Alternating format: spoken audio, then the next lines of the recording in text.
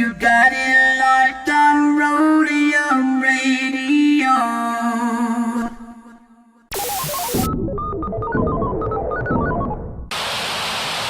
Hey Tony, drop that. What bass? I bet. Dr. Dre in the place to be. Co-rockin' shit with my homeboy Steve. After Roadium, getting stupid tongue. Yo, don't think that you can get none of Dre. The motherfucking doctor, the bitch hopper, the sucker motherfucking stopper. I'm fucked up, so don't mind what I'm saying. I'm just kicking it with Steve, Tony, A, and Susan. Yo, we be choosing dope shit to put in a mix. Know what I'm saying? We kick shit like and that's a fact. And if your shit ain't in a mix, you know it's whack. And that ain't no bullshit. I'm kicking facts on a serious tip. Word up, Dr. Dre's in full effect doing serious damage, boy. Tony A! Tony A! When you're ready, go.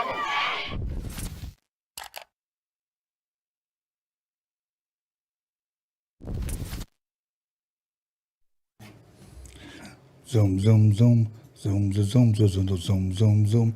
Yo, welcome back, everybody, to Roadium Radio episode 104.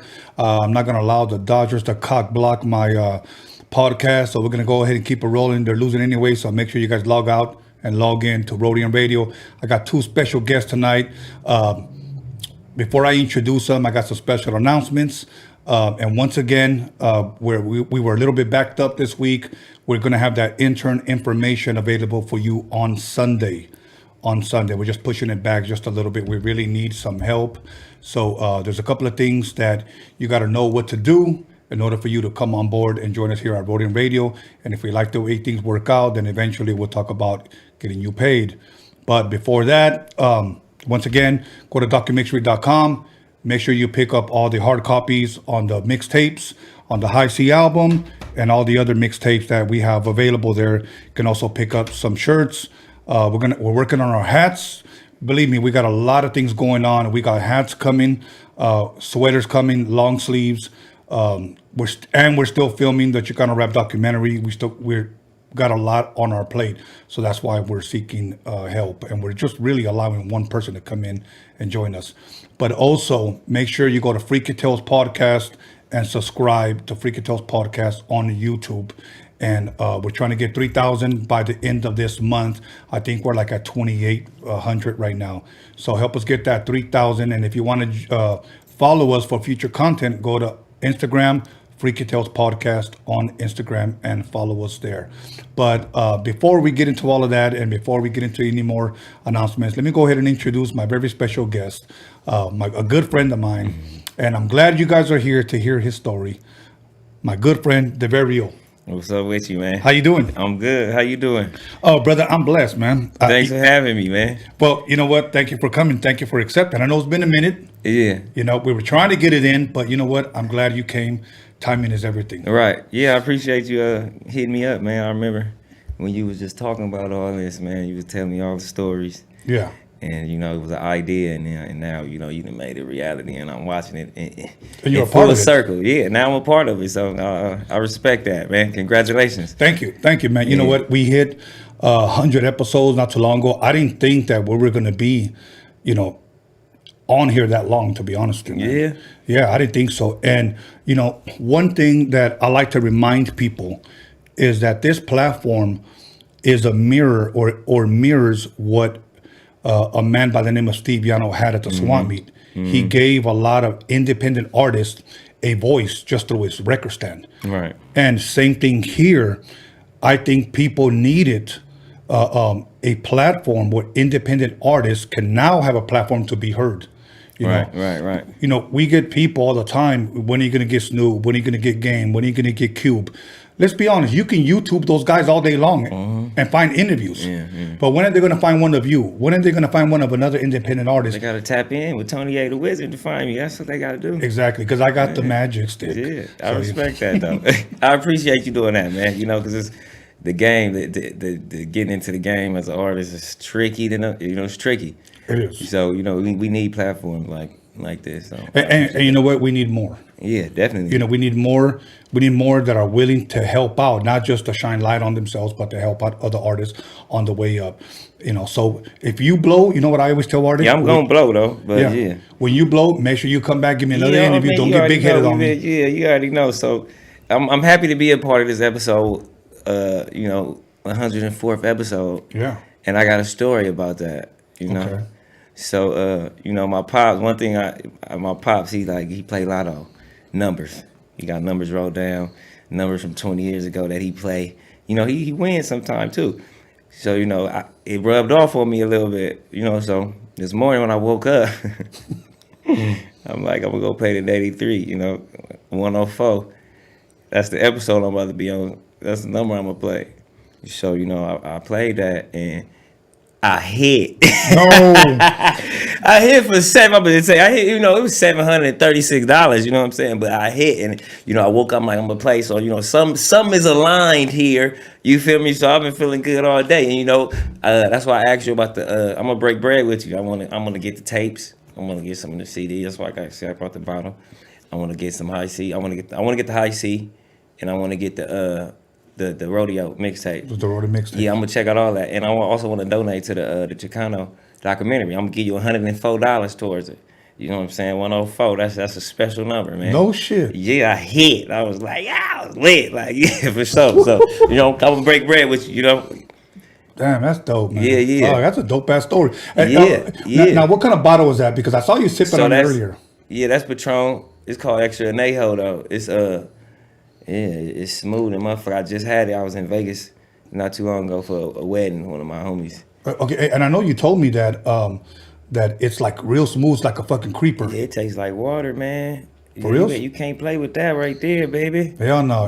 They ain't paying me to promote, but they still getting it, but it's smooth than a motherfucker. You told me that makes panties disappear, bras disappear. Did I say that? You said that. It will though. It will. Damn. Yeah, that's a good smooth drink, you know what I'm saying? Oh, so that's Extra Anejo from Patron. Extra Anejo. Panties will be gone in a minute. Yeah. Anyways, now, how has your day been going, man? Oh, I know the Lakers won. Big Laker fan? Yeah, I'm LA everything, man. LA everything. Yeah. LA Dodgers, even though we're getting spanked right now. Yeah. We won yesterday. That was a good high. And they're probably hungover, and that's why they're probably losing. I get it.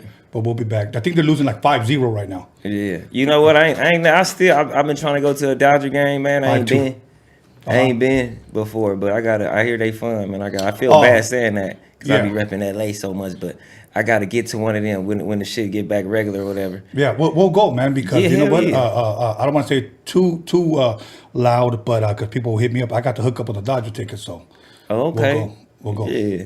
So we'll definitely go. I'm going to hold you to that one. Yeah, we'll buy some $13 tall cans. Yeah, I will remember that for sure. Most definitely, man. Okay, now, but how would you? I mean, you were just in Vegas.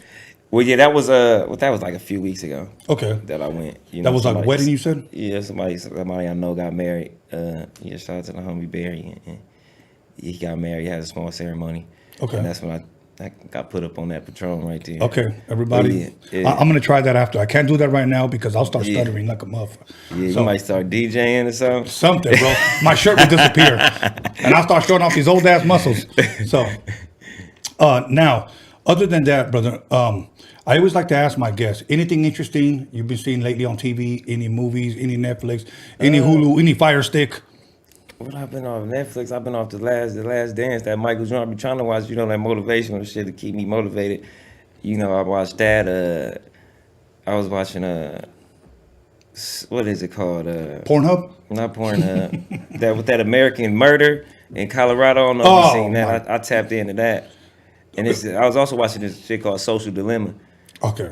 And that's pretty good. It's like getting in depth of how the internet is gathering data and controlling our lives, and there's people that used to work for the different companies, and they speaking they morally truth about what was going on, how that shit is.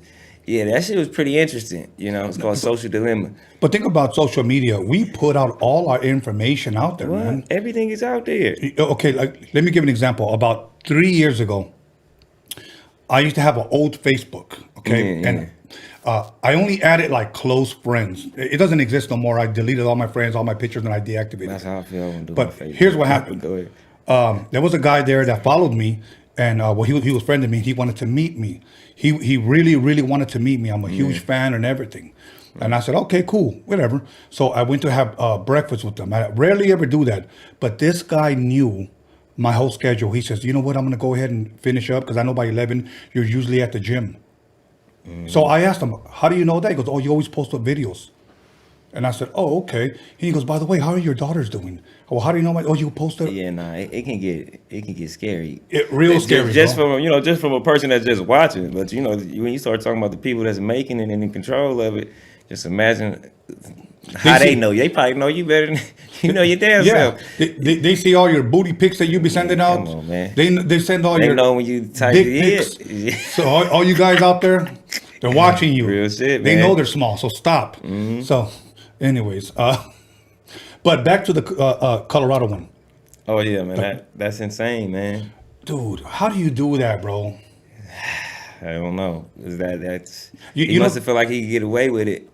Well, And yeah. he really was playing the role the whole time. Like, that's insane. 2 kids and Yeah, I know. your wife pregnant. Yeah, I don't know. I don't know what it takes. I don't know what type of issues you gotta have. Or, You know, do some shit like that. I tried to watch it off, but I turned it off a couple of times because it was just Yeah. really bothering me. Yeah, It was just really bothering me. So when I finished watching it, I think I stopped at the last 15 minutes and then I went back like a couple of days later, try to watch it. But that guy played a role and he had shown no remorse. He wasn't sorry. He didn't give a shit. So Yeah. whatever. But now, where are you originally from? I'm from South Central. South Central. I mean, they later named it South LA. That's the name. When I'm from South Central, I always say like right where the riots started. The riots in 92. Somewhere. Well, Reginald Denny got tore up. Yeah, it's like I'm probably like a few. If I sprint from my house where I grew up to there, it'd probably take like 5 minutes. Like I'm right there. Gage, Florence. Gage is in between Florence and the next street over that way is Slauson, going north. Yeah. Okay. So yeah, that area. What elementary, junior high, and high school did you attend over there? I went to Budlong Elementary, and then I went to Audubon Middle School, and then I went to Crenshaw High. Okay. Yeah, I'm a Crenshaw High baby. Any sports?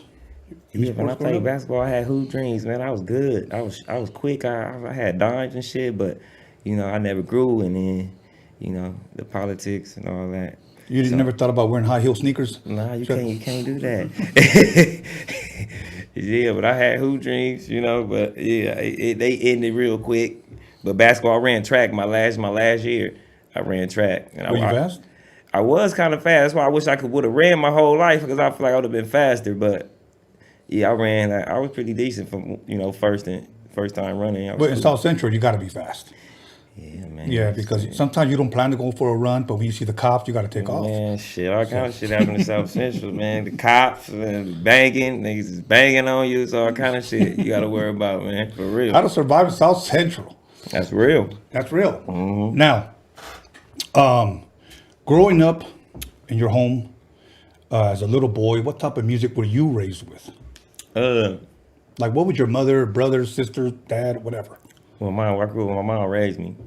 My pop was around, but he wasn't, around like that. But what mom used to listen to? Mom used to listen to Sade, like Frankie Beverly and Mays, Isley Brothers, that type of vibe. Uh-huh. My brother, rest in peace to my brother. He was 7 years older than me. He was a hip hop head though. West Coast hip hop head. Yeah, that's one of the things that fucked me up because I'm like, we never got to have them hip hop conversations. But he was Pac, and I remember tapes he had. Like I used to have tapes too. Now I'm thinking about it, but yeah, he used to have a group of tapes. Pac, Snoop, shit, MC8, all the West Coast gangster rap. I guess you could say he was up on it, playing it on the porch. He used to bang. He used to have a little speaker. He used to bang, play the music on the porch. Everybody 10 in the morning, he banging on the porch, smoking a cigarette. Everybody passing by, whatever, Woo pulling up, Willie in on the bike, all kind of crazy shit. But yeah. So yeah, like Pac, all the West Coast. Once I got older, like my first memories was a lot of West Coast shit. Okay, Yeah, okay. for sure. So that's pretty much what you grew up with and whatever Yeah. your mom played. Right. You come from a big family? Yeah, but I mean, I don't know all of them, but you know, my mom and my pop, they from Mississippi. Okay. So they got out here in the 70s, you know, and yeah, I mean, it's pretty big, you know. I'll be meeting people still, trying to get close to, you know, right, catching up for old times and all that. Still with the fam band. Right. Right. Yeah, so. Okay. And you ever go over there, visit family in Mississippi? I haven't been, but we working on a trip in March, man. As a matter of fact, I'm getting the bread ready for Mom's birthday. We gonna go out there. Hell She yeah. gonna see her mom. You should go out to see if you can find the Crossroads. You ever heard about that? The Crossroads. The Crossroads. I forgot his damn name. Homeboy that made a deal with the devil at the Crossroads, Mississippi. With the guitar player. Yeah. What was his name? I can't think Damn, of it, but I know that story though. Yeah. They said he came back, he was cold on the guitar like a motherfucker. I know. Damn, but I tell you, the devil's a cold motherfucker because I tell you what. He came back, that motherfucker was cold. Yeah, I know that story. Yeah, dude. Robert Johnson. Robert Johnson? Yeah. Mm-hmm. Robert Johnson. And I tell you, he came back. I heard he was dope, but he died at 27. Mm-hmm. Damn, that's a young age. Say 27. Janis Joplin, 27. Jim Morrison, 27. Jimi Hendrix, 27. Amy Winehouse, 27. How old was Pac? Pac like- was what, 25?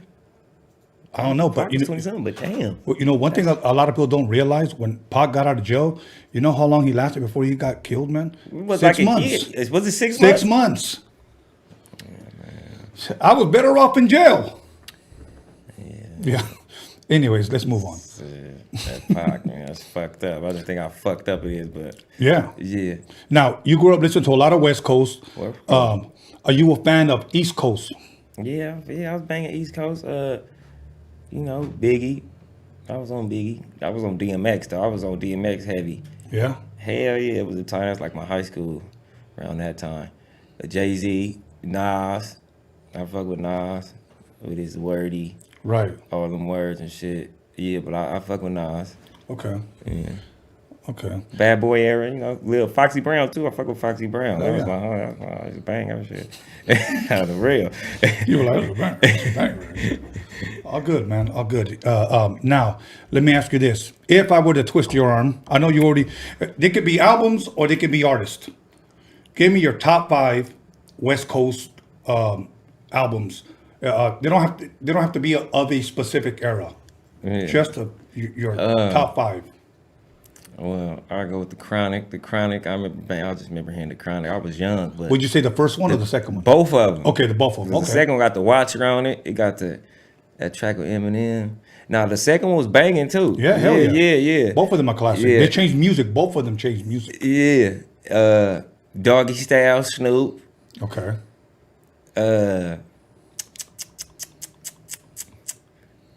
Doggy Style, Snoop. Who else, man? All Eyes on Me. Okay. So that's All 4. Eyes on Me. And Victory Lap. I'm putting Nip in my top 5. Victory Lap. Okay. West Coast, you know what I'm saying? Nip right. in there. Yeah. Big Nipsey fan? Yeah, hell yeah, I was banging Nip. I've been banging Nip for a long time, man. Yeah, that's like my son. He loves Nip. Yeah. So, okay. Top East Coast albums or groups. Doesn't matter. Any era. Whatever. I say Biggie. You Ready to Die? Okay, Biggie. I'm gonna say Foxy Brown, Broken Silence. That was my album. I don't know if Broken Silence. Who else? Jay. I'm gonna put Jay in there. Jay in there. Jay. I don't know which album I picked, but I put one of them in there. Okay, that's 3. And 50. I was banging 50. I feel like I'm talking about different generations, but Right. 50. I was banging Get Rich or Die Trying. I like 50. And like I said, one of DMX's got to go in there too, because Okay. I bang DMX for sure. DMX is dope, but have you seen him lately? Talk lately? And DMX cool, man. That's the homie, man. Hey, DMX straight, man. You know. Okay, I take that back then. Okay. What about 50 pence? I mean, 50 cents. You're a big fan of I that? mean, I know that Get Rich or Die Trying album. I was banging that. That shit is hard. You know. Okay. I ain't gonna say yeah. Hip hop movies. You got 8 Mile. Okay. You got the 50 Cent movie, the Get Rich or Die Trying, if I'm correct, is the name of it. And then you got All Eyes on Me, that Pac movie. I think that's what it's called. Straight Outta Compton. And then you got the Notorious. Okay. Out of those 5, which one would you say was your favorite if you had to choose one? 8 Mile, Richard Dice Ryan. 8 Mile or Straight Outta Compton. That's for sure them too. I'm just thinking which one I'll pick, because 8 Mile it inspired me early. Right. And then the NWA came, but I'm just gonna go with NWA because it's West Coast, so I say NWA. Okay. So Eminem's lyrics, style, everything inspired you? Hell yeah, that movie. Oh yeah, I bang Eminem too. Yeah, hell yeah, his lyrics, his story, his concepts. Okay. His cadences, all that. Now, before we get into your rap, as far as your music, who would you say, if any rappers, were a huge influence on your style, or just overall, like these are the guys that really inspired me to do what I'm doing? Like for me, it would be more DJs, and then from there it grew to producers, etc. Right. But who would you say as a rapper? I mean, it's a lot that inspired me, but I'd say Tupac. Okay. Because the beats was banging, the flow was clear. It was always in pocket. And he was saying something, and to where you might forget, you might be banging, you might learn something and not know it. That's always what I go for. I want to. He still was cool at the same time. That's a lot of shit you got to do as an artist. So yeah, I always go back to Pac and my references of how I want to put together a song. Like I want the beat to be bang. I want it to be clear. I want my voice to compensate the beat. You feel me? Yeah. And vice versa. And then I want the shit to still be cool. I want the flow to be on. I want to be saying something so a motherfucker be and learning at the same time. They might not know. So I always go for that. That's what I go for most of the time when I'm making music for sure. So I say Pac had the most influence because I always try to mimic them traits. And yeah. I always like to share this story because to me it means a lot. Because I met him right before he blew the hell up. Yeah. And he was 19 years old. Yeah. And we were out in Oakland. I had a chance to meet him. Didn't really talk to him. He was a real quiet guy.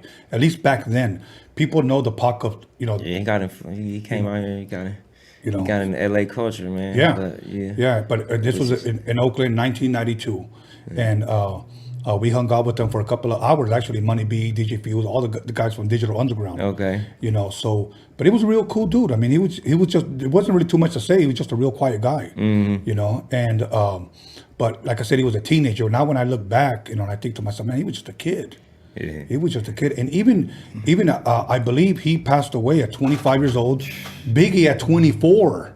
These are kids, man. I mean, look, we've already outlived them. That young, all that influence. It's almost impossible for you to understand your power at that point. In the 90s, you wasn't no way Pac could know. Like, damn, I'm this powerful. Then look at their lyrics. I mean, look at their songs. Those guys were way beyond their years, man. Yeah. And they would have only have gotten more powerful, but sad to say that, all of that junk happened, man. And the only people that really suffered, believe it or not, were not only the fans, but forget the fans, their parents, the mothers. Yeah, man. But they gonna live forever, but yeah. Damn. Now, around what age would you say that you began to write? Like, where you began to say, you know what, I'm gonna try this rap shit? I think I started writing like poems and shit, like about my family, about girls. I think that's the first time I started writing. But like I used to freestyle, man. I used to like freestyle, do like goofy shit. I mean, funny shit as a kid. Just to fuck around, yeah. Right. Yeah, and sometimes when I think back, I'll be so caught up in all this shit trying to figure out how to get in the game. When I be thinking back, I'm like, damn, I did used to freestyle. Like, I feel like I'm more connected to it than I thought I was. But yeah, like elementary, I think I was writing shit. I got books and like poems and, Right. And that's one thing that I always, when I meet a lot of artists, they always say, I started out by writing poetry. Yeah. And I get it. A lot of people say, well, those are songs. Those are lyrics. And I get it. Yeah. I get it. But it's almost like that's where a lot of people started. And then from there, it just bloomed, I've had some West Coast legends in here. Like I'll name Lonzo from the World Class Wrecking Crew. I've seen that. And Violet Brown, okay? two people that I love and I admire, and whenever they tell me something, I truly, truly believe them because they were there when hip hop began. Okay, they told me this because I asked them when hip hop began, what were the labels saying? What were the record executives thinking about this new era of music, new genre of music, I should say? They said this. They all said it's going to pass. They didn't fuck with it. They didn't believe in it. They didn't believe it. There was no market for it. There was no A&R for it. You know, they didn't know how far it was going to go. Evolve, yeah. You know, maybe they thought it was just going to be like the way house music, you know, in and out, or maybe that's a bad example, but they just thought it was just going to be a style of music that was just going to go in and out, you know, and it didn't. It ended up touching the world. Yeah. You know, still going today. Still, and it's evolving, and people have become billionaires off of it. You know, to be able to think that a guy like Dr. Dre, who born and raised in Compton, is a billionaire now. Yeah. You know, a guy that made it out of the hood, you know, because of the gifts that they have. All started with him making beats. Yeah. The sounds he was putting out, the samples and shit, and that shit turned in. Yeah. Something else. Something totally different. Change music, change the world, man. Yeah. You know, and it's funny how you can I've always been fascinated. Say we record a song in my garage or whatnot. Right. And then that song gets signed and ends up changing music and ends up touching the world. Just to think that what we created in a garage somewhere. Right. You know, yeah, I'm sure that's it. To a certain extent, that's how I felt about my mixtapes when people were telling me, I heard your mixtapes out in Germany because my friend was stationed out there. He goes, I heard them out there. Another guy told me, I heard your mixtape in Afghanistan. And I said, for real? He goes, yes. In the 90s, one of the dudes had it. He was from Arizona. He took it out there and he was bumping. That's what we were listening to Tony A. Roadium Swami mixtapes. Wow. You know, and to be able, I made those in my room. Yeah. You know, so I say this to you and to every artist out there. What you do is going to touch somebody. Yeah. There's going to be a fan base for you.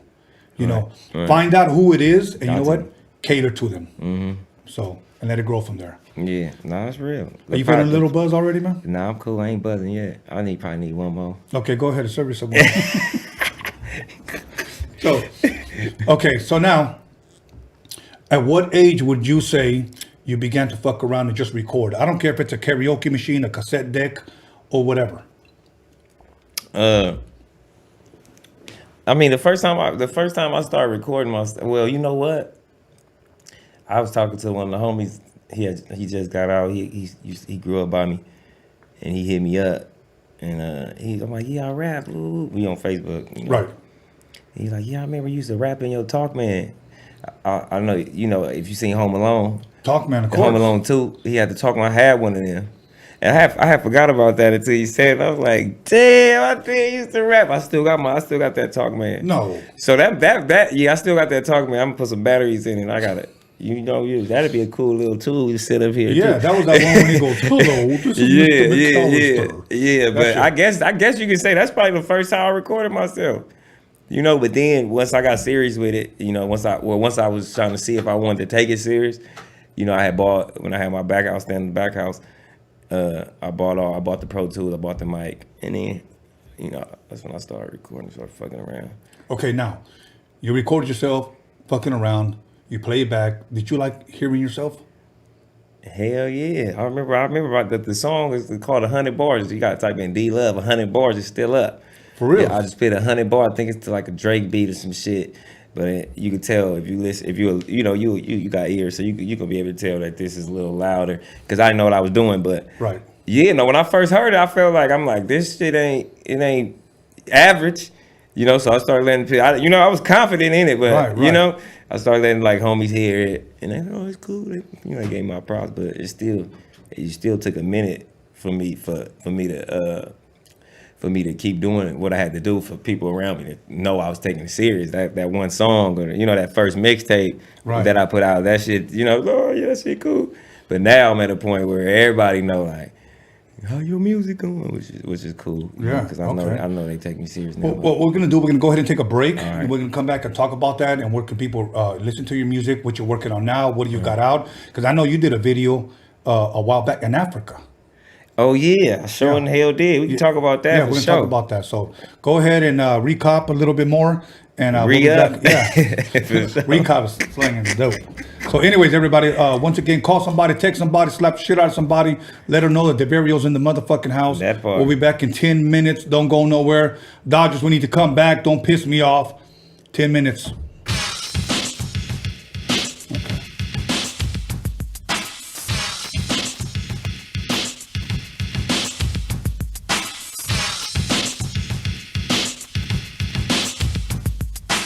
What it do, it's Mr. Little One chilling on Roadium Radio with the one and only Tony A and John motherfucking Elkins, boy. Hey, what up? It's your boy Mr. Shadow. You're watching Roadium Radio with my homeboy Tony A the Wizard. You know what time it is. Yeah, what up? This is Mr. Night Owl, and you're listening to Roadium Radio with the legendary Tony A the motherfucking Wizard. Yo, what's cracking? Nosotros somos Aquid. Estamos aquí con Tony A the Wizard. You know Roadium Radio, damn it. You know what it is. Yo, what up? This is Mellow Man Ace and Padrino, and you tuned in to Roadium Radio with my man Tony A. Keep it locked. Yo, what's cracking? It's your boy OG Arabian Prince from the world's most dangerous group, NWA. Sitting here with my boy Tony A the Wizard on Roadium Radio. What's up, everybody? It's your homegirl Magic Girl, and you are now listening to Roadium Radio with Tony A the Wizard. Yo, what's up? This is Bozo, aka Emiliano. You tune into Roadium Radio on Tony Vision's YouTube channel. Let's get it. What up? It's Mr. Soto. You guys are now in tune to Roadium Radio right here on Tony Vision on YouTube. Yep. Check it out. This is MC Pancho on the MIC. Shout out to Tony A the Wizard, Roadium Radio. You already know. What up? This is DJ Trick, Spanish Fly, and you're watching Tony A on the Roadium Radio Show. Big G, Roadium Radio, Tony A in full effect. Stay tuned, watch, listen. That's how we doing it over here. Yo, what up? I'm out here. It's Big Daddy Swoles. I'm jamming with my man, Tony A the Wizard, out here on Roadium Radio. The podcast is off the hook. Check us out. This is DJ Clientele, and you are listening to Roadium Radio with Tony A the Wizard. Yeah, this Baby Bounce here with Tony A the Wizard. You are now tuned in to the Roadium Radio. We do it for the people. You hear me? Mic check. Ernie G from Proper Dos, and I'm listening to Tony A the motherfucking Wizard on Roadium Radio. And if you don't know, you should know. What's up, everybody? This is Soren Baker. I'm the author of the book, The History of Gangsta Rap, in stores now worldwide. And you're listening to Roadium Radio, hosted by Tony A. Make sure to check it out. We talk about the Roadium Mixtapes. We're here. Soren Baker, Roadium Radio. Y'all, this is Greedy Greg, and I'm chilling with Tony the Wizard on Roadium Radio. Hey, this is Swifty Blue. I'm right here at Roadium Radio with Tony A the Wizard. Stay tuned. It's the KAS here live on Roadium Radio with the one and only Tony A the Wizard. What up, y'all? This is Kiki Smooth, the first Mexican rapper out of Compton, rich and ruthless, and you're listening to the Roadium Radio with Tony A the Grand Wizard, El Mago himself. Hey, Compton's in the house. What's up? It's Quete Yes Guy with my harbor out. I got homeboy Tony A the Wizard on Roadium Radio. Yes, guy. Hey, what's up, gente? It's your homeboy Duende. You're tuned into Roadium Radio with my homeboy Tony A the Wizard. Ya te la sabes, wey. What up? It's your boy Baldachi the Beast, Air for Music, Face of LA. Right here at Roadium Radio. Make sure y'all tune in. Your boy Tony A the Wizard. This is Kelvin Anderson, owner of the world famous VIP Records. And you listen to my man Tony A the Wizard on Roadium Radio. Yeah, what up? It's Lil Black, you the brown super baller, and you checking out Roadium Radio with the homeboy Tony A the Wizard. Yo, what's cracking? It's your boy OG Big Wicked, Real Ones Apparel, Orange County. Out here with my boy Tony A the Wizard, Roadium Radio. Y'all make sure to peep it. Peace. The tranza raza, aquí su servidor, Sinful and Pecador, and you listening to Roadium Radio with my boy Tony A the Wizard. Check. What's up? It's your boy Capital I Man from the Mexican Crew, and you're tuning into Roadium Radio with my boy Tony A the Wizard. This motherfucker's a legend. Bow! What's up, y'all? This is Chris the Glove, and you're watching the Roadium Radio Show on Tony Vision on YouTube. What's up? This is Mr. D on Roadium Radio, kicking back with the homeboy Tony A. Yo, this is Fancy the Boss, Tune in on YouTube at Roadium Radio with Tony A. the Wizard. What's up? This is Leah Farsayer, aka the Dragon, the Serpent, the Spear. I'm on Roadium Radio with my boy Tony the Wizard. Hey man, Nick V and Eric V, the Baker Boys in the house, hanging out with Roadium Radio and the one and only Tony the Wizard. Tony the Wizard, aka Kylo Ren, right here on YouTube, Sundays and Wednesdays. Tony Vision, subscribe now. Tony Vision, yeah. Boys, big baby. What's good with it? This old creep, aka Jay Stompanato. I'm putting it down for Orange County on the Roadium Radio Show by West Coast legend DJ Tony A. We up and out this bitch. What's up with it, dog? It's West Coast Gilly on Roadium Radio with the legend Tony A. the Wizard on Tony Vision. You know what it is, West Coast to the fullest. Believe that. What's up, everybody? This is Stefan Ori. You're listening to Roadium Radio with Tony A. the Wizard. Yo, what up? It's your boy Doughboy Tony. You're tuned into Roadium Radio with West Coast legend Tony A. the Wizard. What up? It's your boy Lottie the G, straight out of Santa Ana, CA, and we're right here live in the mix with the West Coast legend Tony A. the Wizard on Roadium Radio, Tony Vision on YouTube. Yo, what's up, world? This is Cool 187, above the law in the building, and you tuned in to Roadium Radio with my man Tony A. the Wizard. What's up, this is Darren Vegas. You're on Roadium Radio with Tony A. the Wizard. Real West Coast hip-hop history right here. Yo, what up? Sleepy Malo in the house, here at the Roadium Radio with my boy Tony A. the Wizard, giving us our voice back. One of the realest motherfuckers I know. What's up, homie? Show me Frankie Quinones, a.k.a. Creeper from Cholo P. And you're listening to Tony A. the Wizard on Roadium Radio. That's what's up right there. Hey, yo, what's up, man? It's Scooter the Savage. I'm right here with Tony A. the Wizard, Roadium Radio. Everybody stay tuned, man. It's a motherfucking hit. Yo, shout out to Roadium Radio, Tony A. the Wizard, your boy Pablo Nunez right here in the studio. Be about it, people. ¿Qué onda, muchacho? Ahí viene este miro. Kimo the Blaxican and Negrito de Los Angelitos, and you're checking out that Roadium Radio with Tony A. the Wizard. ¿Qué hubo, Raza? This is Wicked from the Brown Side here on Roadium Radio with Tony A. the Wizard. You know. What up? It's your homeboy Infinite TGM, chilling with Tony A. the Wizard on Roadium Radio. Make sure you guys go check that out. What up, everybody? This is Wicked Baby Doll, and I'm chilling with Tony A. at Roadium Radio. Check it out. Make sure you subscribe on YouTube and follow him on Instagram. What's good? It's your boy Spanky Loco, and you tuning in to Roadium Radio with that motherfucking legend, Mr. Tony A. You know what time it is, West. Hey, what up? This Rebello the Dome. And this Dominator. And we came straight from the 805 ready to slap that motherfucking meat on your grill, bitch. Roadium Radio, Central Coast Click. What up? What up with it? This your boy OG Magoo, Los Angeles airbrush artist, big chillin' on site with the homie Tony the Wizard on Roadium Radio. All gas, no brakes. Let's get it. Man, you now listening to LA Icon, man, right here live with Tony A, the motherfucking Wizard on Roadium Radio. What's up? This is Esadaz, the Spanish Fly, with that reintroduction right here on Roadium Radio with my boy, the Wizard, Tony A.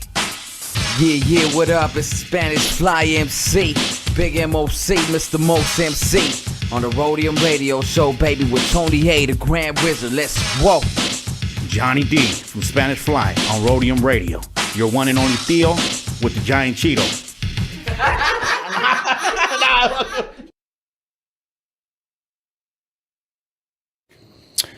Zoom. Yo, back episode 104. That's the winner number. You don't believe me? Ask my boy. That's when special. Roadium Radio's popping, the panties are dropping. That part. Let's jump back into it, Deverio. Let's get it. Now, you started drinking, and all of a sudden, your jacket disappeared. Yeah, man. Clothes are going to start falling off, man. You said liquor that gets you liquor makes warm, panties man. and bras disappear. Did I say that? You said that before the show. Don't lie now. Yeah, you know that liquor that shit got, it gets you warm quick. Definitely when it's good. That's what Night Train used to do to me back in the day. Yeah, Night Train. So you drink Silver Satin too? Silver Satin with Kool-Aid? We said at the same time. Yeah. That's a hood drink. You know That's that hood shit. Okay, I'm going to ask you a hood question. What is the number one hood candy of all time? Think about that one. The number one hood candy of all time? Now later. Yeah. Now later. And we say now later, not now and later. But it's now and later though. The correct way is now and later. And later. Yeah. Yeah, we just say now later. Yeah, that's crazy. And I would throw in remember Chico Stick? Yeah, I remember Chico Stick. What other one was a good one? I never liked Abba Zaba, but I see a lot of people eat that one. I don't know about Abba Zaba. I don't know. Abba Zaba kind of looked like a yellow and black. But anyways. Yeah. So what does your shirt say, man? I like that. Oh, my shirt say unapologetic black. So you're not apologizing for being black? Not at all, man. This is my boy Baker shirt. Shout out Baker, man.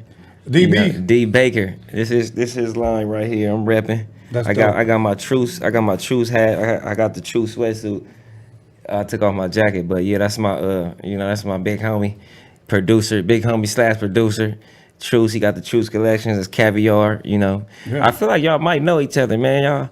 But yeah, you know. We gotta hang out, bro. We gonna do all that for sure. Buy another bottle of those. Hit it big. Well, I ain't gonna be buying that bottle all the time. That was just a special occasion, man. Next time, bet 105. 104 came through for the kid. Yeah, that's true, man. Yeah, that's dope. Yeah. Okay, so now, at what age? Again, you started with the. That Talkman, yeah. So that was that. But then when I started recording, I was old. That was probably like 10 years ago. I was like 2011, 2012. Okay, and now at that time, were you just rapping off of instrumentals, or did you have a producer already?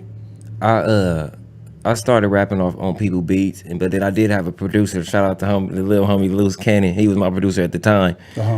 But yeah, in 2011, like all I knew, for me to just be like I'm about to try to, I'm about to rap. All I knew was, all right, I'm about to rap. Now I gotta get a Twitter. I gotta get an Instagram. I gotta do videos. Yeah. And I gotta get like a crew or something, which is like, that has nothing to do. That has what you're supposed to be doing, but at that time, that's what I thought you were supposed to do. Right. It's a lot more, which I learned on the journey that building a team. You know what I'm saying, making sure everything is branding, your name and all that shit is a whole thing, but at the time it's like, rap, I'm about to just get on Twitter, I'm about to post on YouTube and keep, Yeah. But yeah. I'm going to say something, I'm going to brag a little bit about you that a lot of people may not know, but this guy right here is strong as hell. He may not look like it. We worked out several times. I got to get back in there though. Yeah, well, this whole COVID cock blocked everything. Yeah. Because we were working out for a while too. Yeah, this I guy remember. can bench press some shit, so. Yeah, I got a little strength on me just in case, since somebody trying to run up and say something. Bang. But now, you know what? Like you said, you got to get a Twitter. It's the way you market yourself. But even the way you keep yourself up means everything. Oh yeah, man. I mean, take care of yourself. That should be number one. Even if you don't rap. Yeah, period. But as an artist or whatever you do, take care of yourself. Still, I'm sure it's gonna help. Whatever you do, like me, an artist taking care of that helps me when I'm fit. Let's take two artists just to make an example. You got Game and you got 50. Yeah, they use their size and their physique to sell. Oh hell yeah, they use the shit out of it. They use the tattoo culture. They use that. Yeah. It's things you can use. You know what I'm saying? Like you said. And like 50, what was it on his first shirt? He had no shirt on. Yeah, Game had no shirt on. Yeah, 50 was built out. And you know what I'm saying? And that's a way not only that you can market yourself, but even if you didn't rap, put that aside, you should be able to take care of yourself. No, that's number one. That's supposed to be number one thing you only we get learned one body. as a human. You only get one body. Yeah. So yeah, that's real. So you started recording. What did you put out first, and when did you put it out? So I mean, the first song on YouTube is called 100 Bars. It's still up. D Love is my name first, but 100. I just started posting stuff on YouTube, and then I start burning the CDs, writing on them, and giving them out, selling them, whatever I was doing. I think Hot New Hip Hop and SoundCloud, whatever was popping, and I was putting my music on there. That's how I started. Okay. Yeah, that's how I started. So yeah, that's how I was putting out music. What was the response that you were getting when you were showing your music to the homies, or just the people that maybe that were leaving comments or whatever? Was it all always positive? Was some negative? Was some constructive? It was all of it. It was positive. I feel like I was getting a lot of good energy. A lot of good. Right. You know what I'm saying? Good feedback. Yeah. But I was getting, some people, social media, people say, people you don't know say shit. That shit happens. Like, right. I wasn't. That didn't. It didn't stop you with the screw. Nah, I was happy once I seen the hate. I'm like, oh, if people hating, then that must mean I'm doing something right. But in the beginning it was a lot of mix, but I still got a lot of good feedback in the beginning.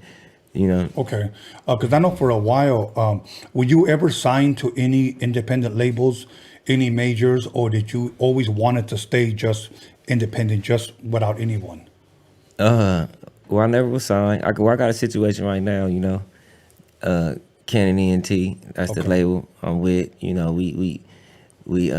We building. Okay. But prior to that, I never was signed. I had I got stories though, like, dealing with producers, dealing with people trying to get you contracts. You know what I'm saying? I got a lot of them stories. Right. You know what I'm saying? But I never signed. And when I first started, the independent thing in my mind was just like, you got to do it. Like I'm thinking, independent was the way. I mean, and it can be the way, but it's just a lot of things that tie into that I wouldn't own at first, like focus on your team, like focus on your networking. Like the team is the most important thing. Yes. Like you can't be independent with no team. Everybody independent got a strong team. Yes. So that's the part where in the beginning that it wasn't priority. Like in my mind, it was just like, do this. But yeah, the team part, the networking part, getting around the right people part, like, yeah, you could be the dopest artist sitting in the house and ain't nothing gonna happen. It ain't gonna happen. You're right. Yeah. And you know what? And sad to say that me and my boy John, we know a lot of dope artists that we know could have been or could still be farther ahead, but they're too fucking lazy. Yeah, you gotta be seen. Many of them, many of them want to be catered to. They think because I'm so and so, you're gonna do this for me. Come pick me up, wake me up, call me, motherfucker. I'm not your babysitter. Nah. You got to get out there and want it. I always tell my son, you got to have the want to.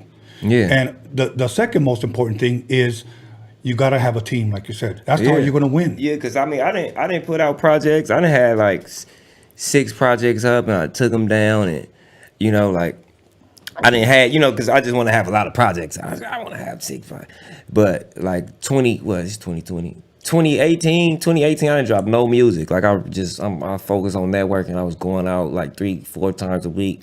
You know what I'm saying? It was hitting my pockets. Because when you go out, you gotta to talk to people. Sometimes you gotta buy drinks. You gotta do certain shit. Network. Like, you know what I'm saying? Networking. So like my whole 2018, I was just networking. You know what I'm saying? And now in 2020, some of this shit is coming. Because I got people that I can hit up that's really dope. Like, I do a hook. I ain't never had that. You know what I'm saying? Right. Now I see the networking, like it's coming in, I see how it's helping me.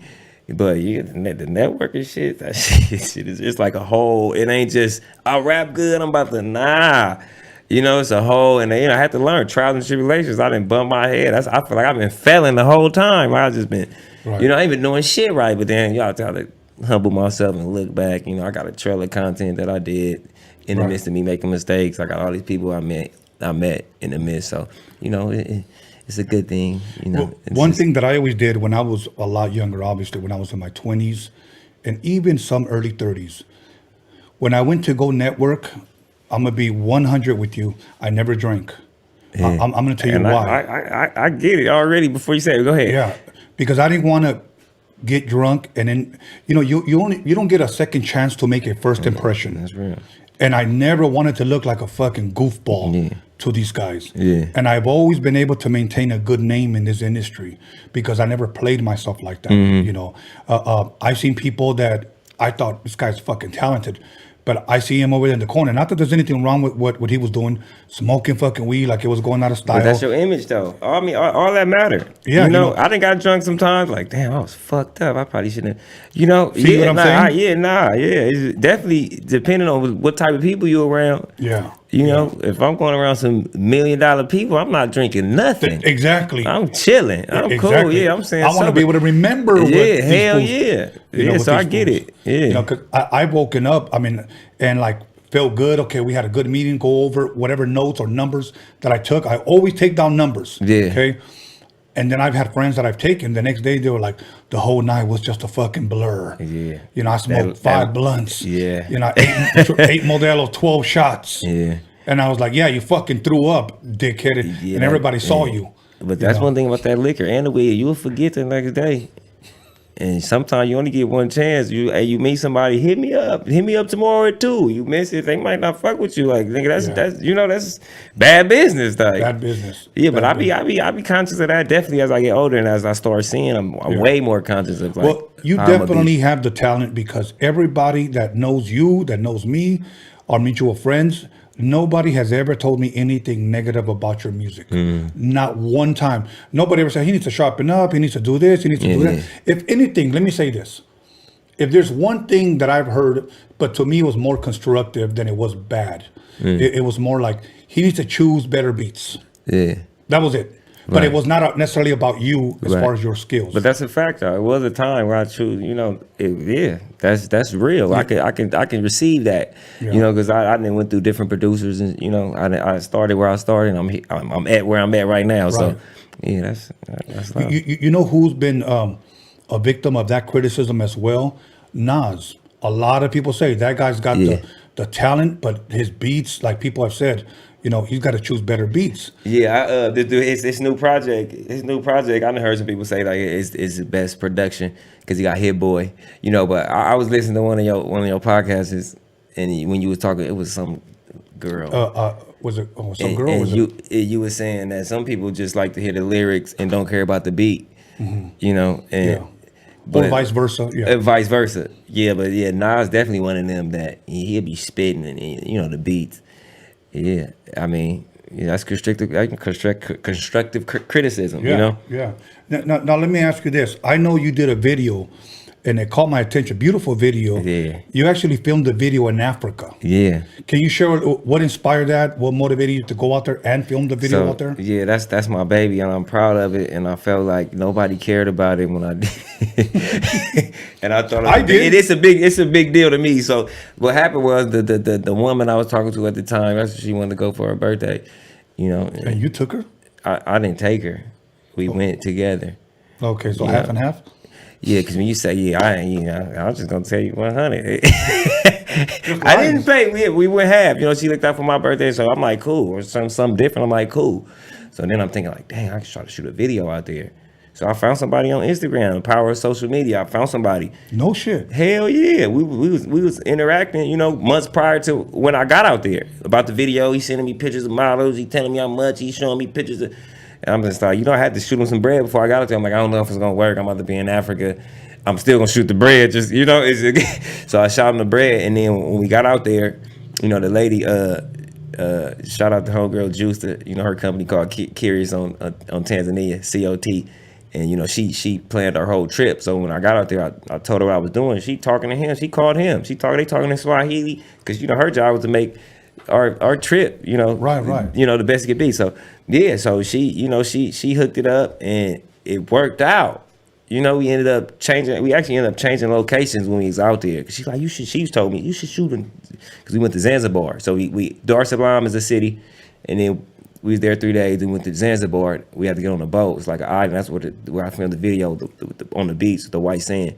So I wasn't even gonna do that at first. That was her idea. Like, no, you need to shoot it here. I'm like, all right. So we ended up changing it. I had to shoot him a little more bread, all that. It was weird because I had to ATMs, all that. It was like a whole little thing.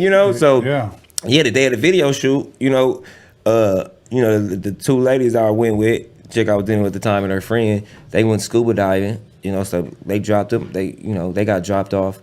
And then, we in the van on the way to the video shoot, but everybody that's driving, they happy. They like, you shooting the video? That it's like a whole thing. Yeah. So yeah, we shot the video on the beach, man. We shot it in a few different locations. And when I got back, I actually, cause the singer that's on the song, he went out there with me. So I had to go shoot him. We shot him in Malibu, had to send the footage back to the dude in Africa. You know what I'm saying? And I sat on it for a minute because I didn't have no marketing plan like we were talking about. Right. I never had one. I tried to find one. I just didn't have the resources. I'm like, I had an idea where, it's all kind of shit you can do. I can use that video to promote people to come to Tanzania if some traveling agency out there. It's all kind of things. Right. You just gotta be up on it. So yeah, I sat on it for a minute and I was like, fuck it, I'm just gonna release it. I put it on World Star, whatever. That was when World Star was dying down.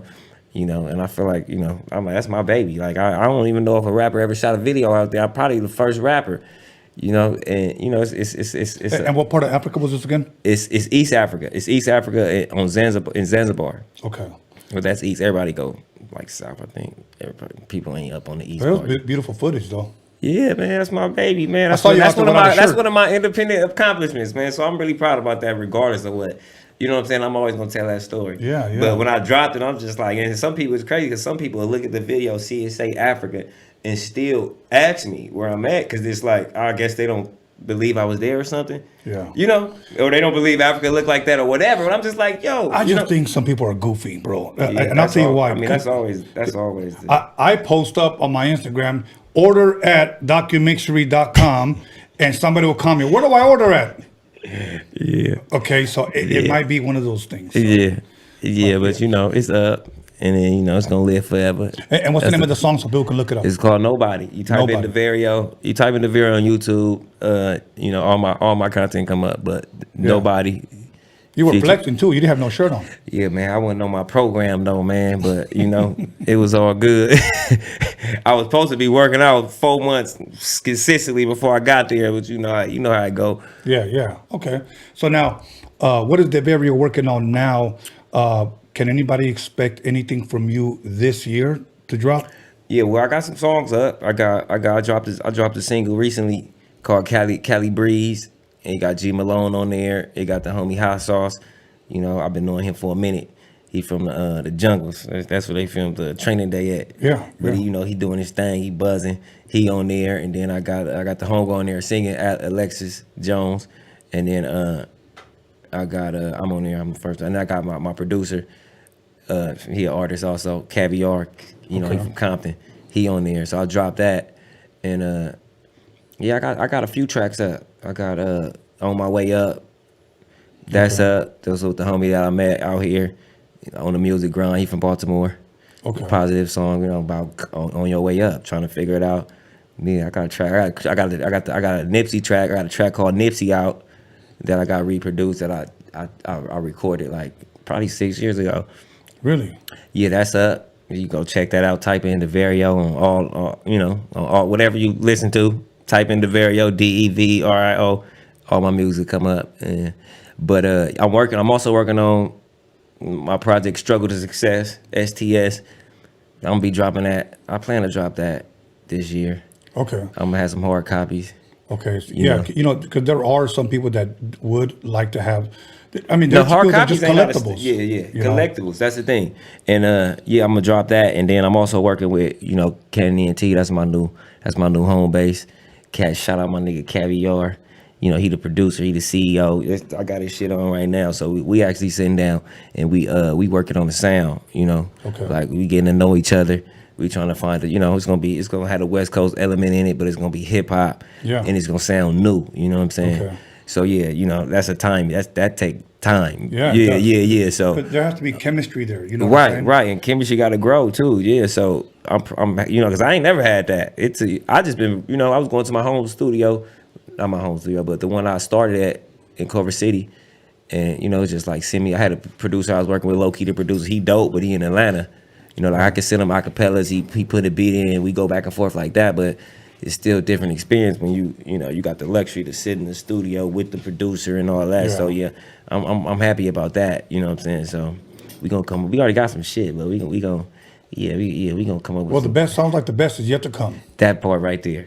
Yeah, the best is yet to come. Real shit. Yeah, because look, people always ask me, Tony, when are you gonna come out of retirement and start producing? To be quite honest, I asked you that 25 times. Yeah, exactly. And with me.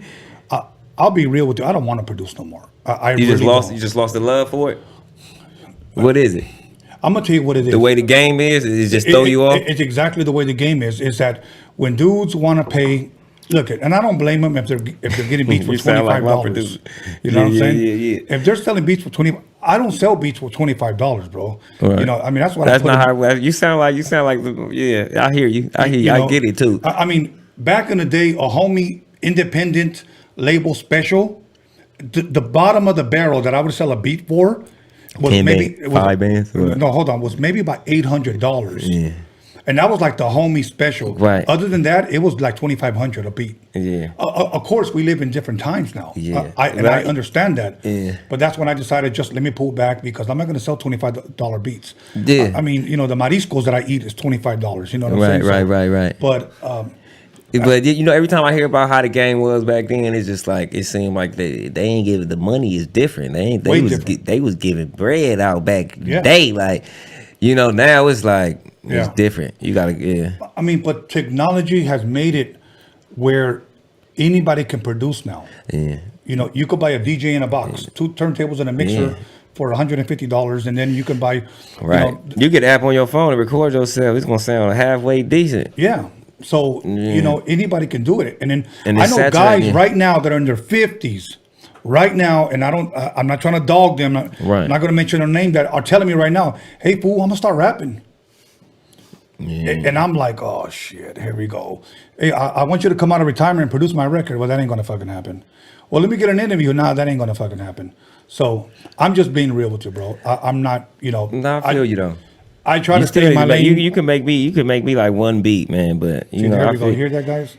You know, I've been trying to get them to make a beat for like just one. You know, but I feel you know, and the game different. It's different. I would rather do a beat for free than to get paid $25. Yeah, that was unheard of. Yeah, it's like producers. Yeah. So, but I'm not doing no more beats. You know what? I tell you, I love the podcasting, and I love filming. That's what I love doing. I see Filming. 104. Yeah. 104th episode. Filming is like, to me, like producing a record, bro. My documentary, the Roadium Mixtape documentary. So like it was like it's like you channeled the energy to something else, something huh? else, bro. That's what's up, Yes, though. Well, your son gotta make me a beat. Somebody gotta make me a beat from the family or something, man.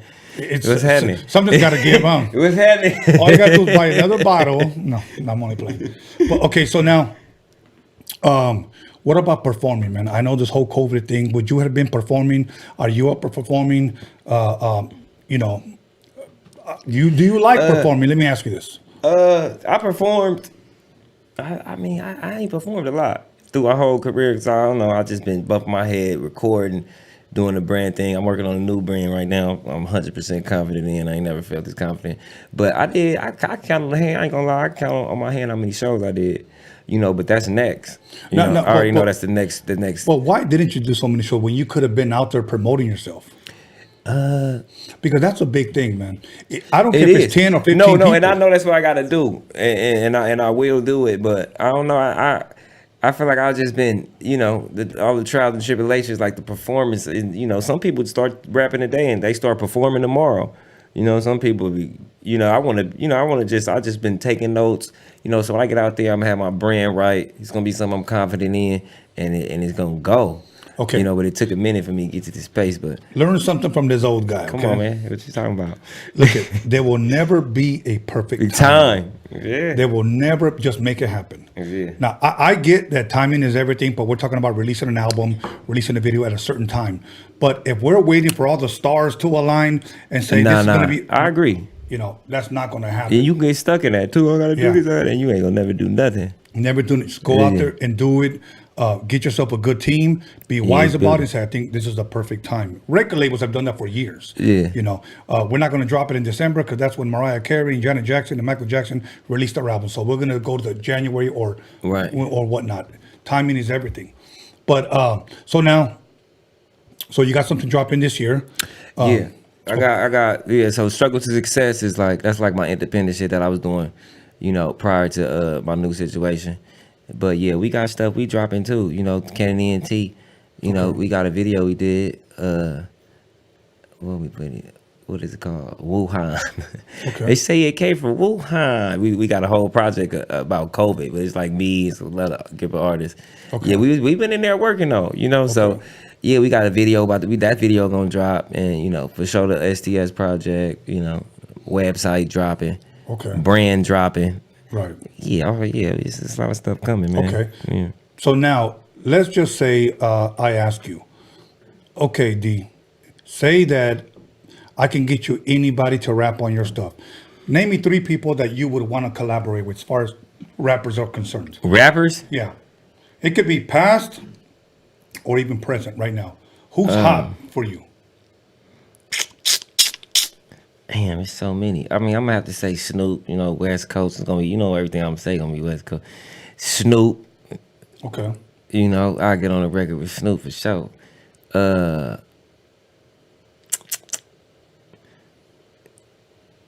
Kendrick. I want to Kendrick. Give me one more. And West Coast though, huh? Janae Aiki, I'll fuck you. I get on her for sure. Okay. Yeah, she ain't a rapper though. She a singer, but okay. Now, do you listen to radio at all? I still listen to a little bit of radio. Okay. What is out right now, whether it's R&B or whether it's rap, that you think is hot? Radio song. That's out right now. Do you think that's popping? I don't know, man. I ain't got a favorite song. Well, it doesn't necessarily have to be your favorite, but let's just say this is what everybody's talking about right now. This is what the radio's bumping right now. This is what everybody thinks is hot. I mean, people drop an album. Benny the Butcher dropped the album. Dave East. I don't know if they on the radio. They ain't on the radio out here though. But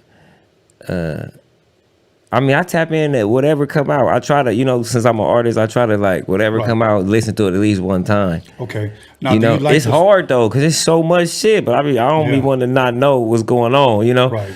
Do you like the state of rap right now? The state of rap. I don't know, man. It's different. I don't know if I can't say I like it. I can't say I love it or nothing. But you know, like I was driving down Slauson the other day, and I seen some billboards like Trey Songz. I just feel like the state of the world right now is different. You know what I'm saying? So it's hard to receive the music like we normally could. That's how I feel. You know, because when I see like stuff going on, niggas, people doing videos, I'm still like, it don't feel right because shit fucked up. Like, you know? Right. So, I mean, I can't say I'm proud about the state of rap, but, you know, it's some artists out there that I fuck with, you know, like Benny Butcher, Dave East, you know what I'm saying? Of course, I still bang Snoop shit. I'm trying to think of new artists, though, you know, Janae. What about artists like The Baby? The Baby, I like The Baby. You know, he got his shit be bouncy. You know, he ain't from LA, though. You know, he got his style, and he married to it, and it's working for him. You know, I like a few of his tracks. You know what I'm saying? But I tap in, like when he drop, I tap in because I try to tap in with everybody, you know. Right, you try to stay up on game. You know, yeah. Megan Thee Stallion, you know, she cool. She just dropping some cool shit. Okay, so now we've been posting up your Instagram where people can reach you. I know you got some new stuff coming out. Anything else before we close that I didn't ask you that you want me to bring up, or that you wanted to bring up? I mean, I just stay tuned to what I'm doing. You know, I got a group of shit I'm about to do. You know, it's serious. It's strategically thought out. Are you more active on IG or on Facebook? IG. Well, I mean, my Facebook, IG. Okay, your IG. So people can reach you there. Yeah. Okay, cool. Other than that, you want to give a couple of shout outs, man, because we come to the end of our time. Yeah, shout out Kennedy and T. You know what I'm saying? The family. Shout out my boy Caviar, I got his truths on. Shout out my boy D Baker, I got his shirt on. You know what I'm saying? Shout out Tony A for having me. All good, 104. You know what I'm saying? Shout out all the artists, all the Chicano artists too. That's another thing I want to say, man. I ain't got no songs with. I'm trying to collab. What's happening? Any artist you want, any artist you want, I'll get it for you. Yeah, so yeah, shout out to them, and yeah, I'm open to to collab. Okay. You know, that'll be awesome. Yeah, you know, so I got a lot of good shit coming. Follow me, stay tapped in with me. DM me. I don't bite or nothing. I respond. Like DM me if you want to talk. Like, you know what I'm saying. So yeah, most definitely. Okay, let's give a shout out to 572. Local 572. Local 572 was happening. Everybody in the building. Teamsters. Everybody from Compton. DB, my boy Melvin, T-Pain. What's happening, T-Pain? Everybody over there. Yeah. Anybody that we forget? Ben, Becky. No. Ben tried to fire me 20 times. Yeah. All good. So listen, we're going to go ahead and close, man. Thank you very much, Deverio. Thank you for being here. And I'm going to have some towards the end, okay? All right. So I know it crept up on you. Man, so, okay, everybody. Once again, we're going to take a 10-minute break, and we're going to come back with our very special guest. You are definitely not going to want to miss this one. So stay tuned, 10 minutes. Be back. Go get yourself a Modelo because it's time, my friends. Come back.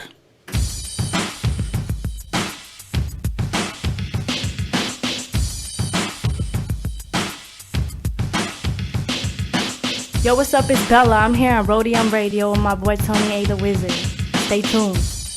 Yo, it's Ray Monique on Roadium Radio with Tony A. the motherfucking Wizard. Tune in and subscribe. What's going on, everybody? This is Big Rich G here at Roadium Radio with Tony A. You guys got to check this out, man. Don't miss out. Tune in. It's your boy Producer A here at Roadium Radio. It's your boy Tony A. Make sure y'all subscribe every Sunday, Wednesday, 7 p.m. with the dopest podcast popping in the motherfucking West Coast. Make sure y'all subscribe, please. Yeah, this is Pablito here at Roadium Radio. I'm here with Tony A. the Wizard. Tune in.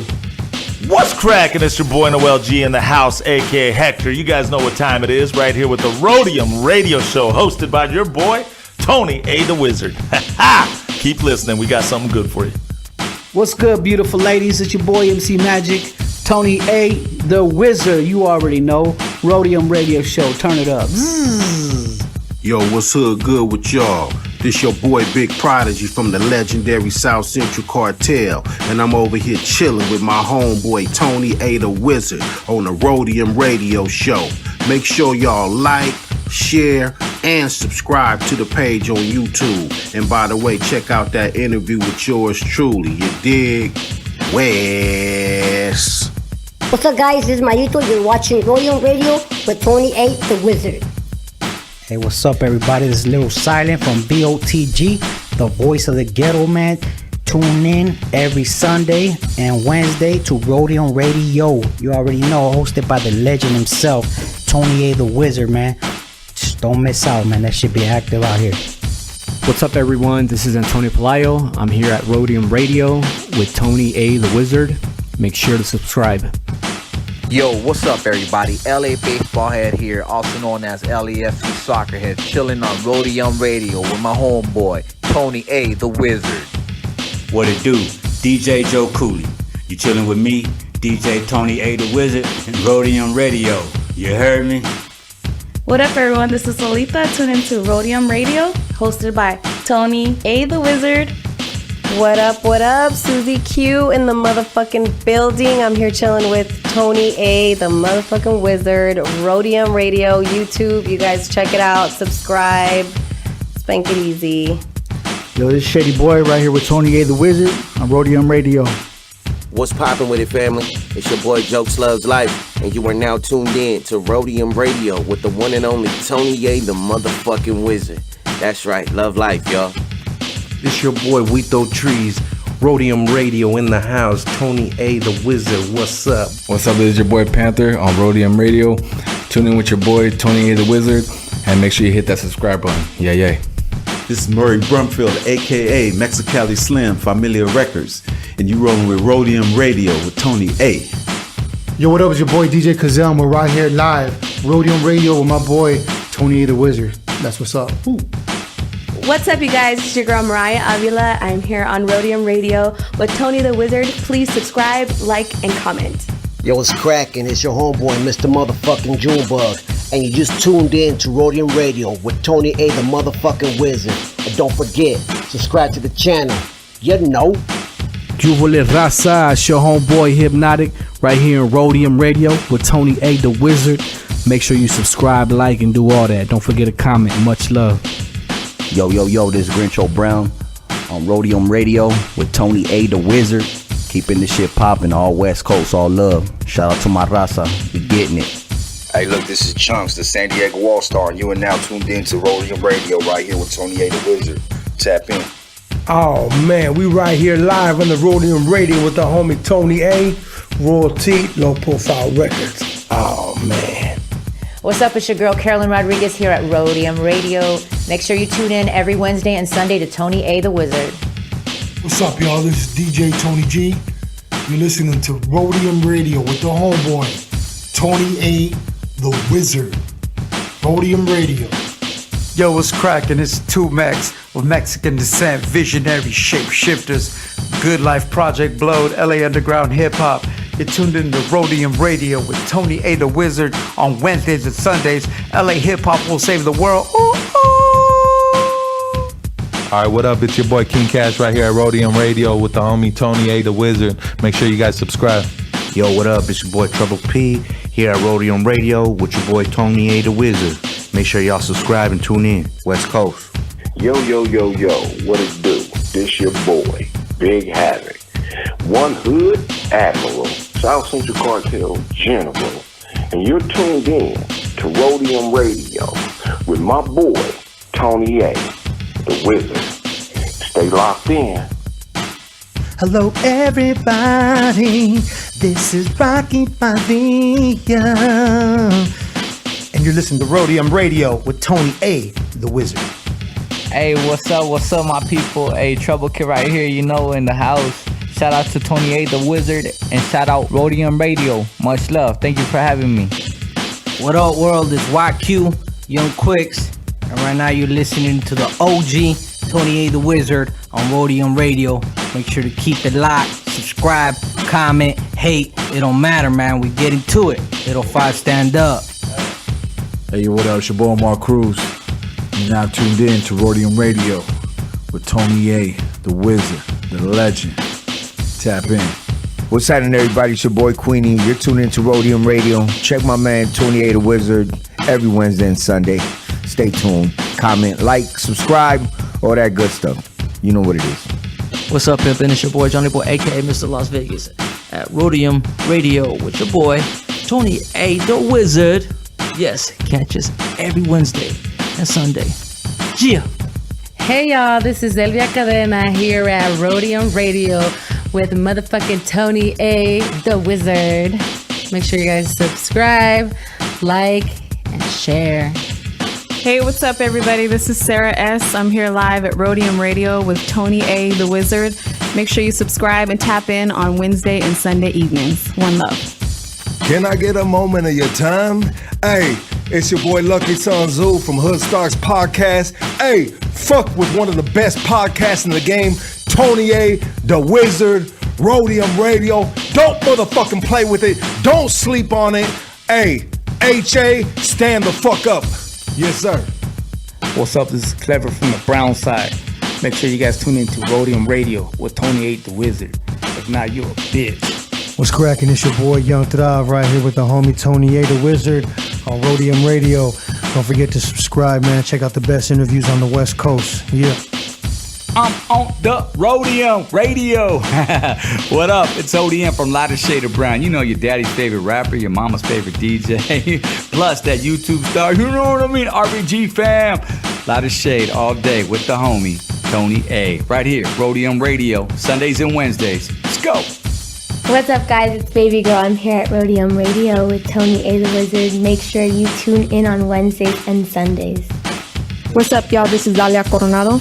I'm here on Roadium Radio, and you can tune in on Sundays and Wednesdays with Tony A. the motherfucking Wizard. What's up, y'all? This is your boy Raz Kaz, and you are tuned into Roadium Radio with my big homie, Tony A. the Wizard. What's up? This is Truth with Tony A. the Wizard at Roadium Radio. Make sure y'all subscribe to the channel, live Wednesdays and Sundays at 7 p.m. Tune in. Hey, yo, what's up? This is Lalo KV desde Atlanta. You're listening to Roadium Radio with Tony A. the Wizard. Yo, you know what it is. It's your boy OG Rome, a.k.a. Mr. Everywhere, repping Road Dogs Entertainment. Make sure you tune in to Tony A. the Wizard at Roadium Radio. This is your Theo on Roadium Radio. The panties are popping, and it's non-stopping. Tony A. the Wizard.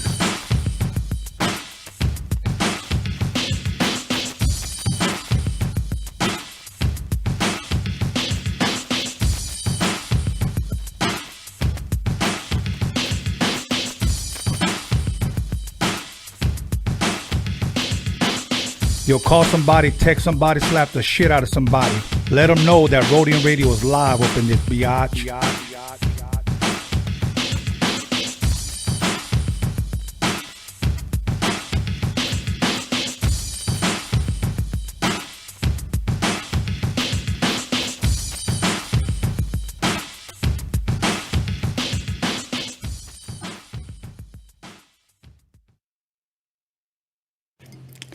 Welcome back, everybody, to Roadium Radio, episode 104. And before I introduce my special guest, let me give a little bit of his background without giving away too much. Every once in a while, we get these great artists that come along and change everything. And I truly believe that this young man is one of them. And that's why I went ahead and took the initiative to say, you know what, I need to interview him, because I believe that this is one platform that can spread the word. And I love to showcase talent here, especially if you're on the up and coming. Even though I believe that he is already there, he just needs more exposure, at least in my humble opinion. But I've already interviewed his father. His father's a great, great artist. His son is following him right there with him. So without further ado, please allow me to introduce someone that I believe is going to be great. We'll be seeing documentaries about this man and his father's life eventually. So without further ado, Isaac Pelayo, thank you for being here. That's quite an introduction. Thank you for having me. Well, you know what? I believe in you, man. Thank you. After seeing everything that your father has accomplished and what you are doing, I'm like, there's no way that I can just sit back and not say anything and not shine light.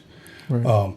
Roadium Radio was created to shine light on people that I believe who may not have a platform or that are not getting the light, at least in my humble opinion, that they deserve. Right. You know, so, and that's why I connected with your father, I connected with you. And the only thing I ask is this, that when you blow the hell up, just come back. Always. Yeah, no, of course. So other than that, how you doing, man? I'm good. Tired. Yeah, I know tired. you're telling me you were up last night tattooing, if I'm correct? Yeah, I was pretty late. Yeah.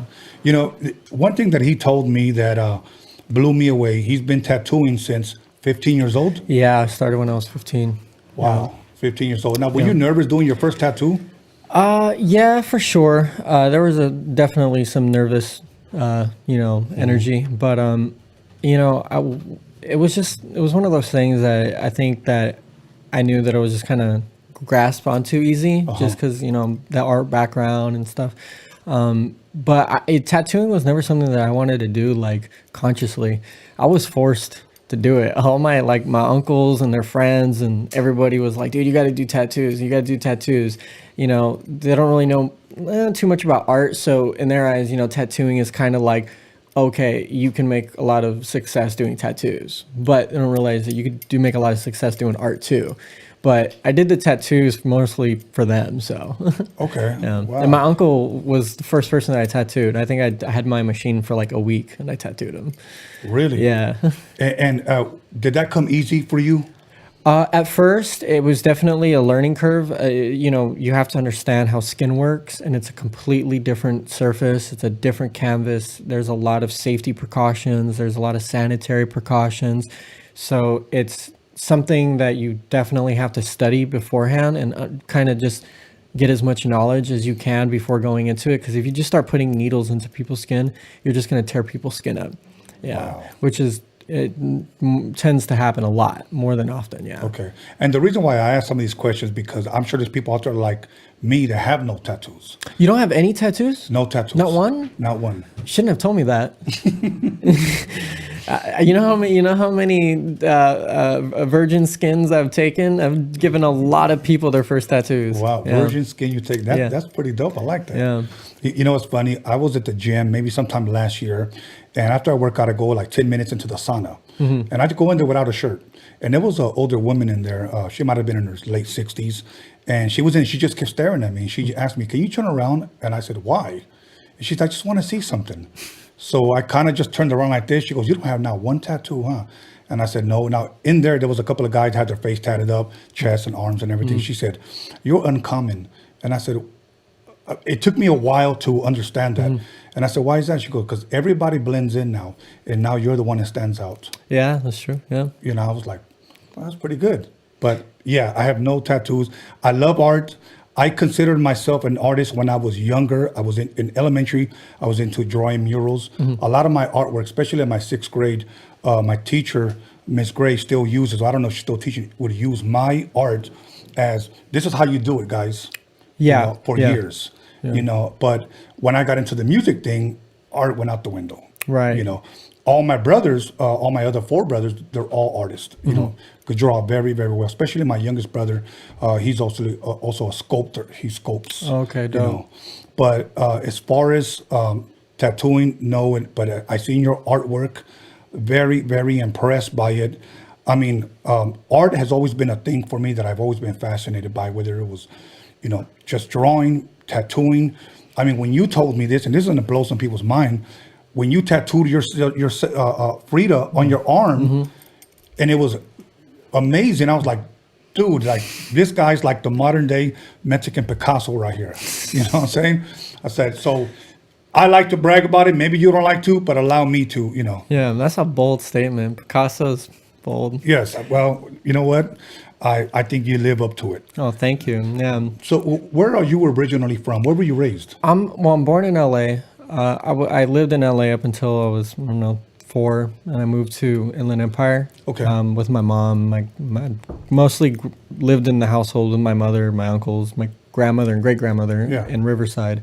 Bounced around Riverside. I mean, and LA. I lived in LA just as much as I did out there because I was always seeing my dad.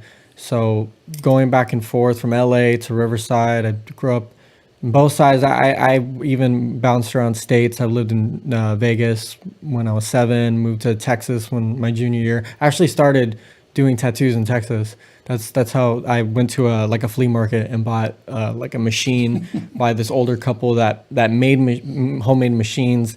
And I started doing it out there. I actually started doing graffiti out there too. Really? Yeah. Wow. Yeah. That's dope. We're gonna get into all of that, but I see you wearing a Lakers hat. Big ups to the Lakers. I'm a big Laker fan. Wore that on purpose for you. Yeah. And Dodger fan at all? Yeah, no, absolutely. Me and my dad were just talking about if Dodgers win the World Series, that's such a good win for LA. Yes. I feel like we were just talking about this, and the whole world has been under stress, but I feel, in my personal opinion, LA has been through the most stress out of any place like in America right now, as far as just the emotional roller coaster. I mean, we've seen everything happening here with the protests, the COVID, the loss of titans and icons in the city, and the politics, and the society that's happening with the homeless thing, everything. It's just, we're seeing a lot, and then to have a win from Lakers was just kind of like something for us to be proud of. It was kind of like, okay, we needed that, and if Dodgers win, that would be crazy. Double blessing right there. Yeah, that would be amazing. I don't follow hockey that much, but do you know where the hockey is right now? No, I don't. No. Yeah, I gotta ask my uncle. He follows Kings religiously. Okay. Yeah. I'll sport a Kings hat and I'll support them. I just never really been too much of a hockey fan. Yeah, I'm saying. Yeah. So, what about any football teams? You got any football teams? Football was one of those sports that I never fell in love with a team just because we didn't have a team in LA. But I always rooted for California teams. Rams and Chargers and Raiders and stuff. But I just like watching football. My uncle was a pretty religious Cowboys fan, so whenever we watch games, it's typically a Cowboys game.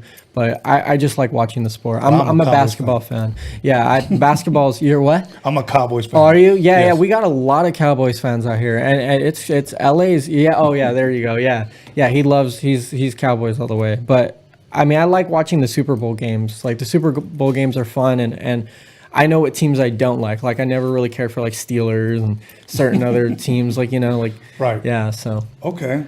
Now, so you pretty much grew up all over the place. Now. Yeah. Around, how old were you when you first started, drawing? With me, I probably couldn't remember age, but I know it was probably in 2nd grade when I started to discover that I can actually draw. Okay. Yeah. So, and for you, when would you say you started to? Well, we have the earliest drawing that I've done. I was 2 years old when I did my first drawing. I actually drew a smiley face. We have it actually. It's framed up, and it's from 1998. So that's the earliest sort of inkling of art that I have. But I remember doing art since being 5, 6. Actually really like drawing. What I used to do was my mom's mom had a large collection of old Disney VHS tapes, like the collector's ones, right? big thick cover and stuff. Right. And funny enough, she actually got those. She acquired those from my dad. My dad working at Disney and stuff. He gave her a bunch of. She had a huge collection from him. So I used to draw the covers of those tapes and sell them to the family, like to my aunts and uncles and stuff. Really? Yeah. So I would draw like Aladdin, Pinocchio, Lion King. Oh my God, just Peter Pan. So I draw those covers as closely as possible. And when my family and my aunts and uncles would come, I would show them and they would buy them for like $10. Wow. Yeah. That's dope. Yeah, like 6, 7 years old, I was slinging drawings. Wow, that's awesome. Yeah. You know, it's funny because I had mentioned this to your dad, but as far as, let me go back to your first drawing. If I'm correct, your dad got that tattooed. Yeah, he has it tattooed on his forearm. Yeah. That's awesome. Mm-hmm. And I know I mentioned to your dad that when you bring in a VHS, I used to be at Disney as well too. I was there for 7 years. Just found that out. Yeah, That's we were pretty there. I was dope. there from like 90 to 97, and I used to go there. I used to get Pinocchio. You know, the one about Moses. What was it? The Prince of Dreams or the Prince of, I forgot what it was called. The Prince of Egypt. Prince of Egypt. Oh yeah, that's a fantastic film. I love that movie. Prince of Egypt. Yeah, so it's one of my and favorites. I used to just get them. I maybe still have some of those. Oh yeah, but Aladdin was, you know. You hold on to those. You know how much those are worth? Really? Oh yeah, we were just talking about that. It's funny. My dad had asked me. He's like, "Dude, do you have any idea where all those VHSs that your grandma had?" I'm like, "Dude, gone. We had a whole collection of like special edition tapes, like the gold tapes, and they had like special features. I think like deleted scenes and stuff like that. They were like extended versions, and we had a bunch of them from like the earlier films, from Snow White, Lion King, like the Black Cauldron. All those films gone, and they're worth a lot. Yeah, Wow. They're rare, especially the special edition ones. Yeah. You know, one of my oldest brothers, name is John. I always like to give him credit. Ever since I was a little kid, he would draw a picture. Let's just say I showed him, you know, the CD cover, and he would draw it exactly. And I remember I used to look at him and used to be like, and I remember I was about 9 because we were still living in the city of Compton, and I was looking at him and I was so fascinated by his drawing. I always thought art to me was just so amazing that somebody could just sit there and draw and make something come to life. Okay, I'll give you another example, and I know you're familiar with Mr. Cartoon. I met him when he was a teenager at the Roadium Swamp Meet, and I remember going to his stand. He was just airbrushing at the time. Yeah. And as a matter of fact, in my documentary, the Roadium Mixtape DOCUMIXERY, we showed the actual flyer that he used to hand out to people to come get your shirt, you know, airbrushed. Right. I like to say he was kind of like my first sponsor because he used to tell me, if I airbrush you a shirt, would you wear it when you DJ and tell people where you got it? That's dope. Yeah, and I said, no that's problem. great cross promotion. Yes. Do you have any of those shirts? No, I don't. Oh man. But you know what? I actually have a picture of one. I was actually DJing, and you can see it in the back. So, that's dope. So I have a picture of it. But one day he was drawing something for us. As a matter of fact, as generic as this may look, this High C and Tony A. We needed something drawn, and we asked Mr. Cartoon. We said, "Hey, man." So he designed that. Yeah, he designed. Oh, the very High C nice. and Tony very A. nice. Yeah, I was looking at the logo outside. Yeah, And that was, if I'm correct, his first record label, you know, through Disney type. Yeah. Wow, very Yeah. cool. I found out recently you guys you're the first group to be signed to Yes. Disney Hollywood. That's Yes. really dope. They had Hollywood Records, and then they had Hollywood Basic. Right. Yeah, we were the first group. Wow, that's cool. Yeah, it was pretty dope. That's some cool like bragging rights right there. Yeah, And you know what? that's dope. I still have Xerox copies of my checks. No shit. Yeah, with the Disney Mickey Mouse on there. Yeah, and yeah. everything. I'm a hoarder. I'll keep it. Yeah, well, you know what? It's funny. Me and my dad, I realized my dad picked it. This is a generational thing. My grandpa used to just collect a bunch of stuff. My dad collects a bunch of stuff, and now I see myself collecting a bunch of stuff, especially when it's Disney stuff. Yes. There's something about Disney memorabilia that just. I can't seem to let go. Even like I can't. It's like, dude, there's so much history behind this, you know? It's Right. like you just can't let Disney stuff go. Yeah, well, you just can't. When we got signed, me and High C right here, they gave us like a Disney watch, a gold watch. Okay. Yeah, from the store. You know, I don't know if it's still there, but when you pull in, you park, the store's to the left. There used to be a store along with the outside eating area. And Okay, it might be the same a gift shop. Yeah, There's it's a gift, the gift shop. Yeah, I it might. It's right across. Yeah. There's a gift shop right across from where they eat, but I haven't been there long enough to know if that's the same one. But it's likely. Yeah, my dad would know. I'll show it to you during break, but it's my Mickey Mouse. I used to wear that. That's Do you still have that watch? Yeah, I'll bring it out. Okay, see that is that's a good collectible to have. Yeah, I still have that, and it doesn't work anymore, but I still have it. But now, as far as well, what was it? My brother would draw, and then from there, I was inspired to start drawing. But I never really got as good as him. But like I said, when music came along, that took over. So now you're drawing up to this time. You're actually even doing. You said what we would call back then bombing. You guys call it tagging now, or? Yeah, no, I was doing both. Okay. Bombing, tagging, throwing pieces up. Yeah. Okay, and was that just something that you just kind of did away with, or? Well, it's funny because like being in LA, I grew up around like all of like Seventh Letterheads, MSK, AWR, all these graffiti, crews, CBS and stuff, and it's really seeing them up close and personal. So like graffiti and street art was a really big part of my inspiration, like in every aspect. The grimy part of it, the rebellious part of it, and then the technical artistic part of it. It was all put in the melting pot. And when I moved to Texas, I felt very rebellious because I didn't want to go. We went because my mom's ex-husband was in the military. He got stationed out there. I was sort of stuck under my mom's thumb. So I had to go, and I didn't want to go. So we went there, and it was just, I absolutely despised being there. So I felt like I was doing a lot of rebellious things, and I got into tagging out there. Actually, I started tagging and doing pretty much, everything, throwing up my name. I was throwing up Sonny at the time, which is my middle name, but I was spelling it SONEY, like money.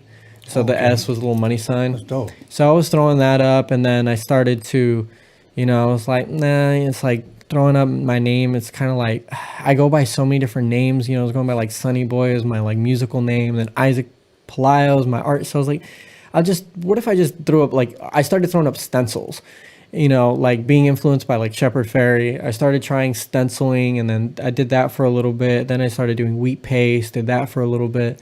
So it just sort of like, it went through a bunch of stages when I was living out there, just trying to find the niche.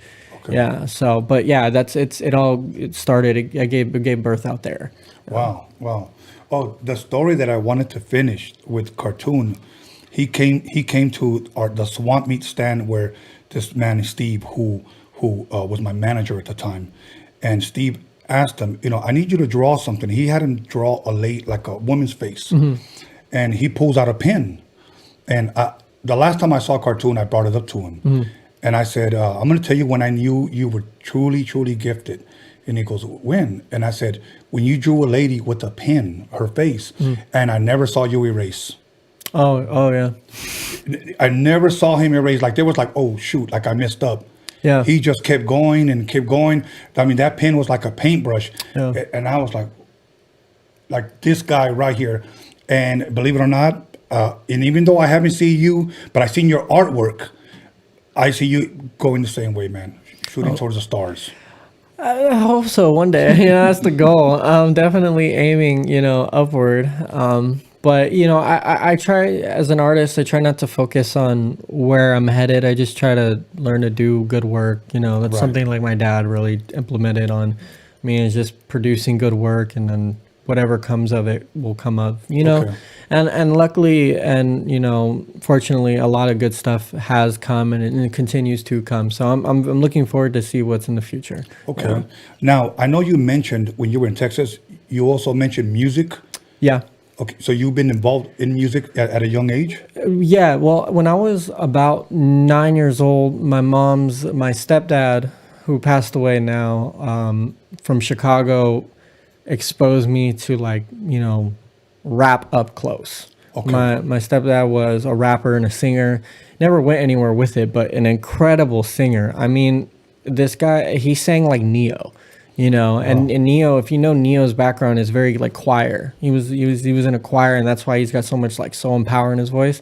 And he sang like that, like just had so much soul and like passion in his voice, and his rapping skills were so like ill. Like he could just freestyle, and he was like, well, he was that kid that like used to drum on like buckets on the street. Oh, shit. So he used to like kick it on the dinner table and just like be tapping pencils and pens and like freestyling. And like at 9 years old, that blew me away. And I never had, the only other person in my family that had any like musical, like was musically inclined was my grandpa, my dad's dad. He was a musician, you know, mariachi, but still had, you know, a passion for music. But that was like, what the hell? Like this was a whole new, like, it just blew my mind. So I started getting into like writing poetry when I was 9. And then I even have the first bar that I came up with when I was 9. I still remember it. Really? And yeah, Can you share it's, yeah, it's so cheesy, but it's funny. I was 9 years old, and we were rapping on oh my God, what's his name? Something Quan, G Quan, Q, some Quan. I forget this rapper's name, but we're rapping on a beat by this old rapper, and the bar, it was like, here's a little story that must be told. My name is Isaac P, and I'm 9 years old. Went to school and I met a girl. Bree was a name with a head full of curls, and I got 2 friends named Dennis and Frank. Making a lot of money, so I'm going to the bank, and I'm about to be a star, so I'm ready to shine. Man, all the girls think I'm very fine. So that was the first bar I wrote when I was 9. Yeah, wow. And I used to say that in class. You know, people were like, "Oh, this kid's a rapper," blah blah. And then as I got older, it really started to progress. And then when my grandmother passed away when I was 13, that's when it like, I got it. My homie, who's actually boyfriends with my cousin, was like he can download anything off the internet. So he ended up pirating like Fruity Loops on my computer. That's when I started producing. So I started producing when I was 13. And that just kind of spiraled, and everybody around just kind of thought it was like a joke, like, oh, he's doing music now, he's rapping. And I was like, it wasn't a joke to me. Like I was really trying to learn. And so I was doing that, and then I kind of hit a hiatus because my computer crashed. So I wasn't messing with beats, but I'd always just wrote and kept like freestyling and just trying to perfect my voice. And I used to make videos, like, you know, I'd be in my room and like have an instrumental playing on YouTube, and I'll like make videos, post them on YouTube and stuff. But, you know, over the years, it just sort of progressed in like in levels. And then about, you know, 2018, a couple years ago, that's when I like really started taking it serious, and I started putting music out like on Apple Music and Spotify.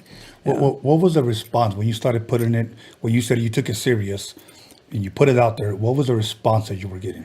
Well, yeah, again, like when I put music out, like out in the world, professionally, or thinking that was professional, people still thought it was a joke. You know, people were like, oh, you know, that's, you know, you just stick to art. I've had people literally tell me that my shit is trash, you know, it's whack. And like as a rapper, like, you know, it's like to hear your shit is whack, that hurts, you know. It's like you can say your shit sucks, you can say you're horrible or you whatever, but if you call me whack, that hurts, you know what I mean? Right. So I've been called that. But, you know, I think that as a fine artist, as a painter, I'm already used to criticism. I've gotten wild criticism as a painter. Even at an early age. So doing music, I was just kind of like, you know, whatever, I'm gonna do it anyway. And like, I do music for me, not for anybody else, you know. Okay. I do it because I got something to say. There's things that I can't express through painting, so I express it through music. So wow. Yeah. So you did tagging, rapping, beats, paint. I don't know if I said painting already, but tattooing. Mm-hmm. You just like do it all, man. Yeah, something like that. Yeah. Yeah, a little bit of everything. And it's funny because like when I was like 15, 16, doing all this stuff, you know, I had a lot of back and forth with, you know, debates with my dad, you know, oh, you're doing too much, focus on one thing. A lot of people said that too, you know, focus on one thing, just do your art or something. Right. But I'm also a Gemini. So it's really hard for me to like focus on one thing and just be satisfied with it. I get very bored very easily with something. and I have kind of like ADD. So if I'm painting for like a week straight, I have to stop and like work on something else and recharge so I can come back to painting. And that's typically how it works now. You know, I'll spend a whole week of painting, and then I'll spend the next week of just making music. And then in the midst of all that, I'm doing tattoos in between.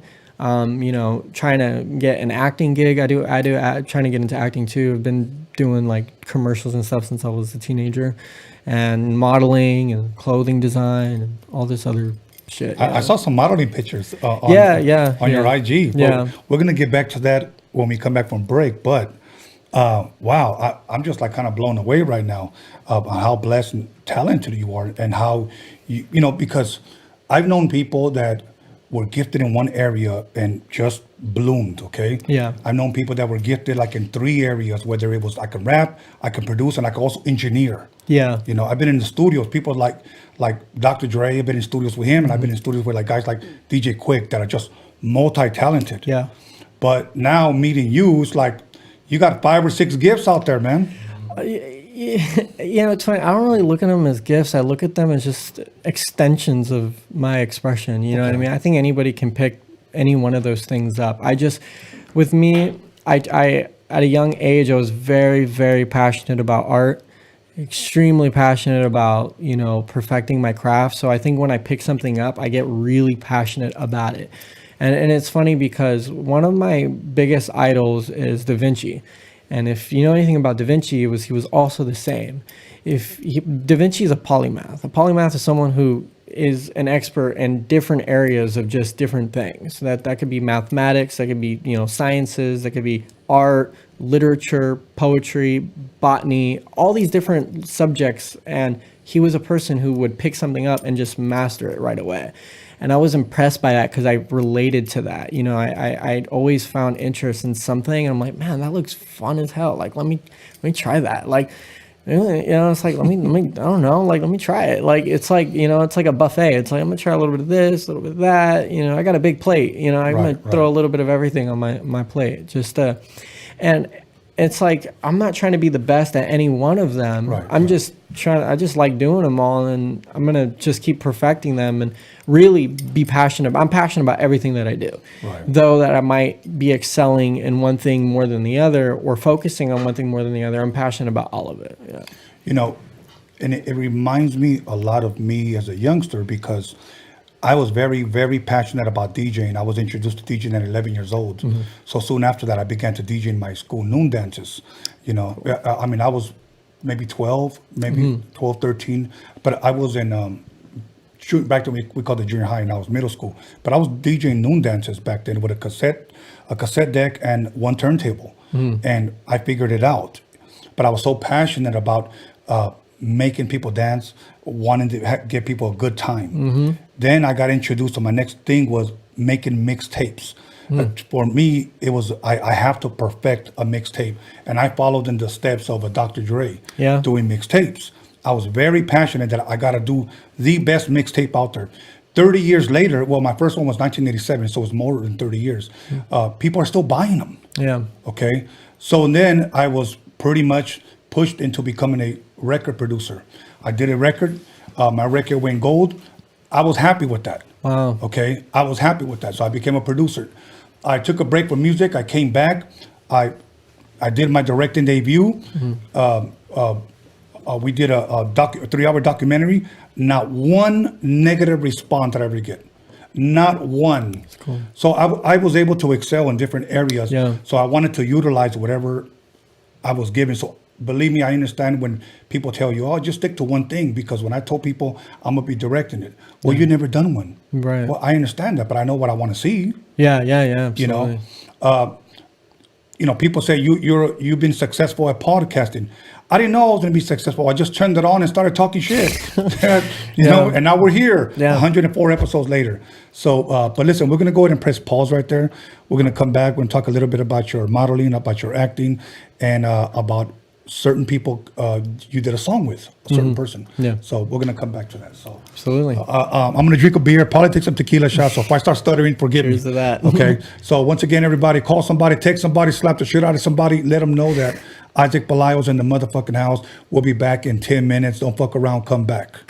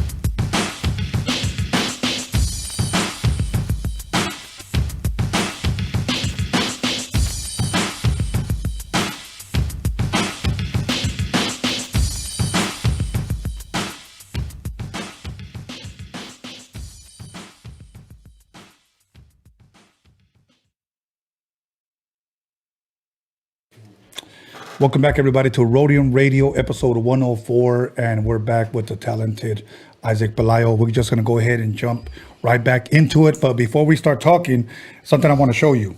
So this is the watch I was telling you. Oh, shit. That is tight. That is a good piece. Man. Have you thought about changing the battery out? You know what? I changed the battery out, but the guy that actually did it for me told me like this: it's going to cost you a lot to get it fixed. It's up to you if you want to. I would. I probably would. I mean, it's cool just to even wear it as a piece of jewelry. Yes. I mean, it's that is a nice timepiece. I like that. You know what? And ain't too many people can say that they got one of these. Oh yeah, no, absolutely. So, that's really cool. But believe me, I used to sport this sucker like back in the days and be proud of that shit. People are like, "Oh, you got a Mickey Mouse?" Yeah, because I'm signed there. Yeah. So I would. I'm eyeballing it now. I'll buy it off you. I like gold, so it matches. Yeah. Thank you. So now you know what? Let's touch on your acting. Mm-hmm. How did that come about? Well, that was more like, I've always been like, as a kid, to be like a clown, a character. I was always just kind of like doing skits and stuff with the family and the friends and stuff. So I think it was just it was just something that was bound to just kind of catch my attention. And my mom really wanted me to like do acting and modeling. Like she was really like, dude, you should be an actor and model. You should be an actor and model. She's just always in my ear about it, to the point where I think when I was really little, like 1 or 2, she took me to some auditions when I was like really young. And then, later on in life, when I was 12, I auditioned at an agency and it turned out to be really not what I expected. They were just pulling money out of my mom's account before getting me any gigs. But they loved me. I went in there and auditioned and they wanted to work right away, but like they gave me nothing. That lasted for a couple of months. And then when I was like 16, 17, I landed a commercial directed by Director X. I don't know if you're familiar with Director X. So he does it's probably like the top music video director in the entire industry right now. He's done like Drake, Justin Bieber, Lil Wayne, Future, like the top artists. And he was directing a commercial for Fresh Empire, which is a tobacco-free movement. And that was like my first commercial that I landed. And then I've done a lot of extra work. I've done stuff for like Ballers on HBO, background work for Shameless, done some stuff for ABC, pilots for like Disney and stuff. Wow. So a lot of extra work. I haven't been able to land a really, a good speaking role, but I'm still working my way. It's just so hard. It's so that you're in so much competition. You're in competition with people who've been doing it for a long time. They have agents. They have a lot of people to vouch for them. They have a better look than you. I have tattoos, so that already, that's already like a obstacle that I have to work around. But yeah, I really want to get into acting too. I think acting is really fun. It's just to be able to become someone else and escape from your own reality. I think that I'm fascinated by that. So am I, brother. And I love it. I love your story because I got to do a little bit of acting in my documentary, and my son actually did a little bit of acting playing a younger me, I should say. Where people actually thought it was me. Yeah, you guys look so much alike. You guys are like me and my dad. I never think me and my dad like look as much alike that people say, but you guys look a lot alike. Everybody says that at the gym. Everybody thinks either that's my brother or whatnot. So I've never once in my life have gotten being my dad's son. They always think we're brothers. Really? And we get it in the most random places too. Just the other day, we were walking on the sidewalk and some dude stopped. Hey, you guys brothers? I'm like, no, but what, like random, just on the street, and just like they gotta know. It's like, you guys brothers or something. Yeah, that's exactly the way we get hit up at the gym. They're like, brothers? Yeah, they're like, yeah, he's older. When people do that, we're like, nah, no, we're father and son. Yeah. Yeah, everybody would say, people would say, you spit that guy out? Yeah, I spit him out. Yeah. But no, you know what's funny? When he was a little boy, everybody thought he was Asian. They thought he was Filipino or something else. Okay, yeah. And I was like, no, he's Mexican. So, oh well, we just come in all different shapes and sizes and colors. Right. So now, so you did the acting. I know you want to do more acting. Now, as far as there's so much I want to cover here. Okay.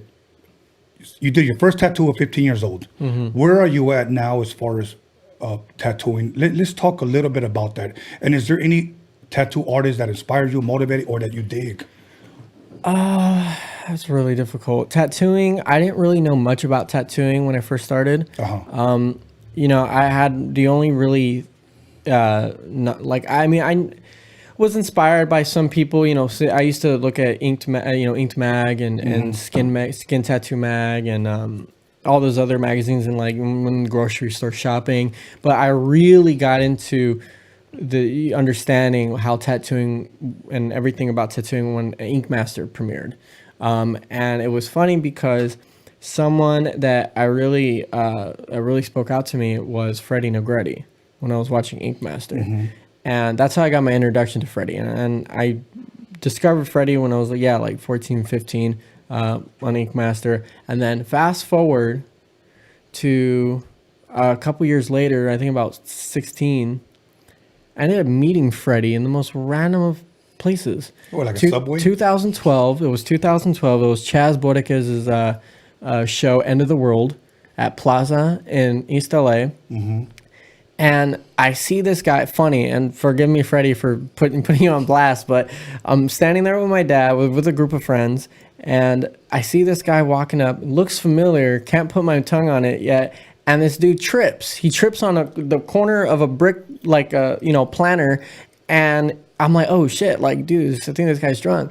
He stands up and it hits me. Yo, that's Freddie Negretti. I told my dad, I'm like, dude, hey, dude, this guy's like a huge, like, legendary tattoo artist. So he was on Ink Master just recently. Wow. And my dad, so that was, I met him and I was like, dude, I'm like, I just really started getting into your history and understanding, everything about like Shamrock. And so I think like at a young age, I started paying attention to the old heads first, and then I started kind of learning more about other people. Like, like when I was a kid, like Kat Von D had her show and stuff, and there was Miami Ink. But I never really thought anything of it. It just seemed like another reality show to me. Right. But when I met Freddie, that's when things like, okay, let me dive deep into like tattooing. So everybody from Shamrock was like the work that I was inspired by. Very fine line, single needle, black and gray work. All my tattoos are reminiscent of that. If I'm not using single needle, I'm using a 3-round liner. So it's very tight. It's very, it almost looks like fine line, and I shade just with a liner. I don't really use shaders. I actually never really use shaders, only when it's like absolutely required, but I'll use a liner to shade and line with everything. So my work is black and gray, a little bit of stippling and like very powdery prison style shading. That's just kind of because I'm so used to the feel of it with the drawing with the pencil.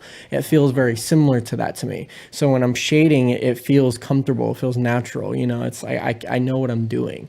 I have a depth level of how light my hand is, and if I need it just feels right to me. Right. But yeah, and then I don't really, I kind of stopped paying attention to tattoo artists because, like I said, when I was about 17, I apprenticed for a while, and I'm not going to say names, but it didn't go so well. It really gave me a bad taste in my mouth about the industry and the people in the industry. It's very difficult. It's a very tight community. There's just a lot of trial and error and stuff. So I just pulled back from it, and I just kind of stopped paying attention to it. And then, doing tattoos on the side. I was doing tattoos in high school, tattooing all my friends and stuff. And I was really the only kid, like, just making money. It was just a way for me to make some side money. And all the girls thought it was pretty dope. So, of course. That was cool too. And then I got, I was like, once I got 20, 21, and I was like, all right, like, take this a little more serious. And then I really started like doing it. And then it's funny. I was just saying last year, I didn't do any tattoos. Rarely. I probably did 10 tattoos throughout the whole year. And come this year, it just completely exploded. Now, why do you think? Was it by choice that you just didn't want to do any tattoos last year? Yeah, I think I was so focused on my art. I was so focused, and you know what? This is the thing about being an artist. When you're a fine artist, I'm first and foremost at the front line. I'm a fine artist. I'm a painter. Okay, that's it. Like my Wikipedia is painter. Everything about me, painter. Like that's what I want to be known for. Okay, everything else is secondary. so when you're a fine artist in the fine art industry, a lot of people don't really take you serious if you do tattoos as well, because it's kind of a toss up. It's like either you're a tattoo artist or you're a painter or a pencil drawer. So I had to choose one or the other, and I kept tattooing on the down low just because I wanted to get, you know, in galleries, and I wanted to work with dealers and you know, art advisors and things like that. So I put tattooing on the back burner as far as putting it out there in the world, and I focused on art. And last year was a lot of that. It was just focusing on art, doing a song or two, you know, every other month, and acting and modeling in between. And this year, it just happened by accident. I ended up getting a call from one of my homies who's an A&R, and he hits me up in January, very like first week of January. He's like, "Hey, dude, I got an artist who's shooting a music video, and he wants a tattoo. He wants to get a tattoo in the music video." And he was like, "Do you want to do it?" I didn't really know anything about the kid, and the kid happens to be like one of the top TikTokers on TikTok. Really? Like top like 20 like influencers on TikTok, Jaden Hostler. So like I said, I didn't really know who he was, didn't know anything about TikTok. I just said, all right, cool. They were gonna pay me what I asked for, did it, and I didn't realize this shit got like 11 million views, like Really? the first, like, yeah, it blew up. And yeah, so that happened. And then a couple of weeks after that, I texted Jaden and I said, hey bro, like I was just bored, and I was like, you want to get tatted? You know, you looking to get some more tattoos? And he was like, are you available today? So I ended up going to his house, and one thing about content creators is typically it's a huge house with like 20 creators. So I went there to go tattoo Jaden and ended up tatting up this whole house of influencers. And these kids are, you know, they're of age, they're 18. And, you know, I'm licensed, so everything was all good. It wasn't just like some, you know, very like illegal hood shit. Yeah, it wasn't like that at all. They're all of age, so they all got consent from like their management and stuff. Everybody was cool with it, so it all worked out. Ended up tattooing all these kids, and, you know, these kids have millions of followers on TikTok and Instagram, on Twitter, a ton of people. And it just one after another just started just pouring in my DM. Just, hey, I want to get a tattoo. Hey, I want to get a tattoo. Saw their work on blah, blah, blah, blah, you know, and that's how it sort of spiraled. So from there, I mean, I've tattooed so many people now. It's so funny. Yeah, everybody wants, but it's fun because, you know, as you know, I also work at Disney. Yes. I'm not, with COVID happening right now, that slowed down. So I have all this free time, and it actually worked out. It was ironic how it worked out, because I, you know, have all this free time. I'm able to just kind of travel and do tattoos and, you know, build rapport, make some new friends, and kind of just tap into a whole nother industry that I wasn't really familiar with. I didn't know anybody who were, you know, TikTokers or YouTubers or content creators, and now I'm learning a lot from them as far as the social media realm goes, how to navigate social media, how to you know, go through the obstacles and use social media as a platform to build whatever it is that you're doing. And as an artist, you know, it's really been beneficial because I use Instagram as my platform, as my online gallery for people to just view all my stuff. And I use my Instagram for my modeling adventures and my music and tattoos. But it's mostly my art, and I've learned a lot from them and how they navigate that. Okay. Yeah. I'm just kind of just blown away. And I don't even want to even ask any more questions. I just want you to talk. But let me tell you this about your painting, because I see so many like dope pictures that you have up, and I have so many questions. But before we get to the questions that I believe some fans would like to know, how old were you when you first started painting? And do you feel, I know you said at forefront that is your, I don't know if you use this word, your strength, that like that's what. Yeah. Okay. Like, what is it about a painting that you love so much?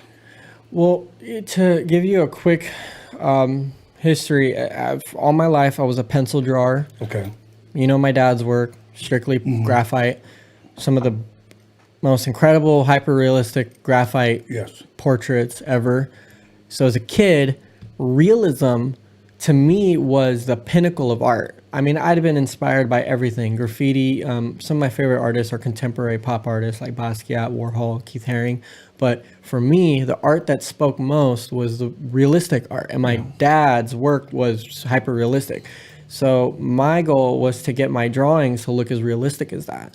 And then by the time I was 17, 18, I achieved pretty close. There's a lot I needed to learn, but it got to a point where we would show together at galleries and our work would be side by side and they wouldn't really know whose was whose, or they would assume that it was both my dad's work.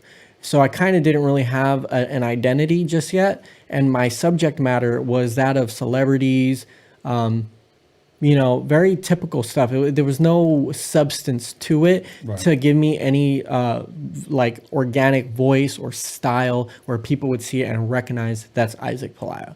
Right. So I was getting really frustrated around that time. And when I was 18, I moved to Vegas. I moved to Vegas to go be with my ex, evidently. And while I was out there, I ended up going to school to UNLV. And I was obviously majoring in art, which was, now I look back on it, it was a waste of time because I was too advanced for any of the classes that they had to offer. So I ended up dropping out after 2 years. And by this time, what is this, 2017? So I dropped out like beginning of 2017 or maybe the end of 2016. One of those times, I forget. But when I dropped out, I started painting. I went to the store, picked up a bunch of paint supplies, and I just dove straight into it. I didn't draw nothing. I just it was like the weirdest move that I'd ever done. I literally didn't go to school one day and I just went to the store, bought all this shit, and I just stood home just painting. I painted every single day for an entire year. Wow. And then on my second year of painting, I painted the Tupac painting that everybody knows today. Okay, before we get into that, I'm going to share something with you. I'm glad that you shared when you said when you went to UNLV and you knew you were far advanced. Well, I found that out when I got there. Okay. Yeah. Now, the reason why I'm glad you shared that, because I know that's not arrogance or being cocky. You just knew where you were, okay, as far as your skill was. I want to say I was about 18 years old, and I was already very, very good on the turntables. I found out through a flyer that they were going to have DJ classes somewhere in LA, downtown LA. So I signed up, and the first session was free. When I got there, there was maybe about 20 people there. But the teacher, I knew him. He was older, and I knew I was better than him. And I was thinking to myself, like, fuck, okay, he's going to see me, but at least let me see where I'm at. And he was just teaching people the basics. And at the very end, he calls me up. Everybody's being dismissed. And he said, let me see you go off. That's what he would tell me. So, I just, and he was like, you don't need to be here. And I was like, all right, cool. So I never went back. Yeah. I knew I was too far advanced for that, so, but see, with cutting and scratching, if you hear it here, you could put it here. You just have to hear it here first. When people don't hear it here, then they bite somebody else's shit. That's the way he does it. Let me try to practice his, so I know with you, it comes from here. So you start, comes from here. So you start. And when people don't have that imagination, that creativity, then they start biting your shit, And I'm sure by now you've seen people that have stole your style or tried to copy your shit. Just yesterday, I posted something about it. Want to share about it? So, I mean, there's still so much about, that part of that aspect of my career, but I developed this new sort of body of work that's very expressionistic. I kind of called it street baroque or classical expressionism, because it's reminiscent of classical works from 14th, 16th, 17th century Italian, Dutch art. That style of portraiture, that feel, but in an expressionist way. Like if you had, and I don't mean to use these names because I'm not comparing myself to them, but it's like my idea, and I told this to my dad too, my idea behind this was if I were to take Da Vinci and Basquiat and put them into one, and what would come of that. And that's kind of like what this style is. It's reminiscent of old stuff, but it looks like new stuff. And one of the things that stands out most is that I'm incorporating this smiley face with a third eye. And my work has, you know, for the past few years has been sort of revolving around having a third eye in all my portraits. And for anybody that is unfamiliar with that, the third eye just means enlightenment. It just means like perception, perspective, and that goes way deeper. That's just the only word that I can use to just describe it as a whole. Right. You're going to keep it shallow. Yeah, exactly, because it's a whole nother thing. And so the smiley face is a yellow smiley face with, you know, black smiley mouth and 3 black eyes with drips.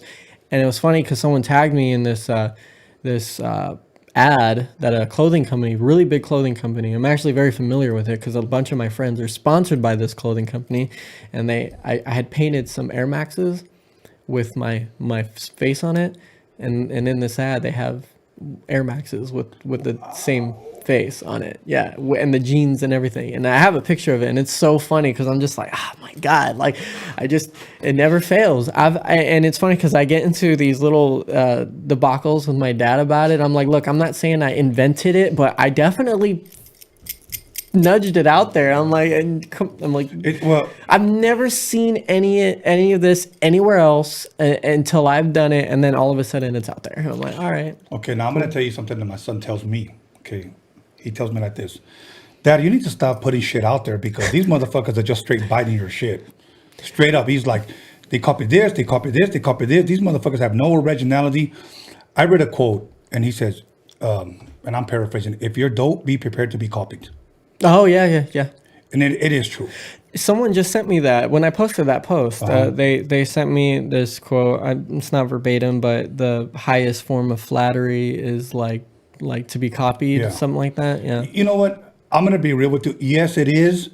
But it also fucking hurts when they're benefiting off of your shit. Yeah. You copy me and you're getting paid. Well, you know what? It's interesting because we're at a time in every aspect of every industry that if something doesn't look familiar to something that's already popular, then it's whack. Yeah. Where if you go back into like the 90s and prior, if something wasn't original and completely different from anything else, then it was whack. You know, you had to be original in every single way. Everything has already been made. Yeah. I don't think that you can come up with anything original anymore. It's going to be very difficult to come up with something brand new. Very difficult. Like I feel like to be great, you have to invent a color. Your brain your optics can only see a certain range of colors. So it's like, all right, well, you know, shit, I'm kind of stuck with the colors I got. You know what I mean? Like you can only mix the colors so damn much, you know? Right. And there's only so many shades of each color that you can get out of. So everything has already been created. It's just reworking things. Have you ever seen The Art of Hip Hop by Ice-T? Yes. One of my favorite documentaries. Yes. To go back to music really quick, when I saw that documentary, that blew me away. That was like, all right, rap is it. Like, I got to do this shit. This shit is hard. Right, yeah, right. that documentary really pushed it. But in that documentary, I forget who said it. I don't know who said it, but someone in there said hip hop didn't invent anything, it reinvented everything. Yes. And that's kind of like what everything is today. We're not inventing anything, they're reinventing things, but people don't know how to take something and make it their own. They just bite it completely. Yeah, and that's how a lot of people are these days, is they just bite shit, right? Like just straight up. Blatantly and throw it in your fucking face. It pisses me off because there's things that I've worked really hard for and I come out with it and somebody more popular than me comes out with it and then they think, oh, you took that shit from him. You know what? That's been my battle. Because I work with so many big people in like the music industry doing album covers and stuff. Yeah. That when they put it out there, it blows up. And then when I'm doing it on my own, they think that I'm copying them, and I'm like, no. That's not what happened. That's not the situation. They came to me for this. I was already doing that. I'm not copying them, you know. So that's the battle that I've been dealing with, is that I create all these things and then they think I'm copying because these people put it out there. I'm like, no. You know what? There's a question that I wanted to ask you that I believe fans would like to know. Let me see if I can find it right here. Oh shit! Forgive me for 1 second. Okay, here it is right here. Speaking about album covers, okay, how did you get hooked up with Westside Gunn to do artwork for his covers? We were just having this conversation in the car on the way over here. I felt like we had this interview in the car before I got here because we already talked about it. Well, I'm an old guy, so maybe we're asking the same kind of questions. I don't know. Oh, no, it's good. I love talking about it because not a lot of people know. So, long story short, I'm the type of person that I understand the power of publicity as an artist, as a business person, as an entrepreneur. I understand that I need exposure. So, I was reaching a time of frustration where I was just like, man, like I need to get my work out there. Yeah. So one day, a few years ago, 2017, I went through this like frustration where I would just go through all these magazines and find the editors, and I would just send my through their email my work with my bio and just see if that they would be interested in like writing about it. Magazines like The Source, XXL, Hypebeast, Complex, like all these huge publications. And one of those publications that I sent my work to was a publication called Hip Hop DX. You might be familiar with it. Yes. So I had sent their editor some paintings of mine, which included the Biggie painting and the Tupac painting with the third eye. Okay. Like the next day, they posted my Tupac painting on their Instagram page. And they were like, painting by Isaac, blah, blah, blah. And that same day, Westside Gunn hit me up in my DM. And I knew who Westside was because Westside had just got signed to Shady Records that year, along with his brother Conway and his cousin Benny. The whole Griselda crew had just got signed. So I was familiar with them, but I hadn't really been on their music. He was just growing on Instagram. I was like, oh shit, like that's crazy. Like Westside just hit me up. And he hit me up and he goes, I'm trying to get some artwork for my new crib. You got I love your work. What do you got available and how much? Sent him my inventory of what I had, gave him prices, and he said, all right, cool. Let me think about it. Because I didn't have anything, I didn't have a big variety of work at that time. It was very, in my opinion, whack. Yeah, it was just whack to me. You don't like to be called whack, though. Yeah, but I could say I'm yeah, so I had, the work I knew was it was shitty. It was he's probably not going to like it, but whatever. So he sits on it for a couple months go by, and then he hits me up January of 2018, and it was like, hey bro, I'm coming out with an album. I want you to do a cover for it. I was like, okay, that's interesting. Go on, explain more. And the album turned out to be Supreme Blientel, and I think it was a big studio album. It was a lot of press and pushing behind it. Yeah. So I did this portrait of Chris Benoit, wrestler, legendary wrestler with the third eye, my signature thing, and that really blew up. I didn't think that was going to take a life of its own as it did, but Westside is a huge wrestling fan. I've never seen a wrestling fan like him. He's crazy. He never misses a fight. He goes to all the matches. He's the guy that collects all the toys, the chairs. He really loves wrestling. Yeah, it's the one thing that makes him a kid again. And it's kind of inspiring. With me, it's toys. Yeah, he collects all the toys. He gets gifts, all these things. So his whole demographic, his whole fan base, they all love wrestling too. And when I came out with this portrait, they were like, yo, this shit's crazy, because he had commissioned artists in the past to do album covers, but they were more contemporary artists, graffiti artists, nothing really realistic. I was kind of the first realistic painter that did something for his projects. And that, it took a life of its own. Ever since that first project, I've done multiple covers for him. I've done covers for his new artist, the Liz for, oh my God, Caesar. I'm forgetting her name right now. Take your time. I can't even think right now, but I've done.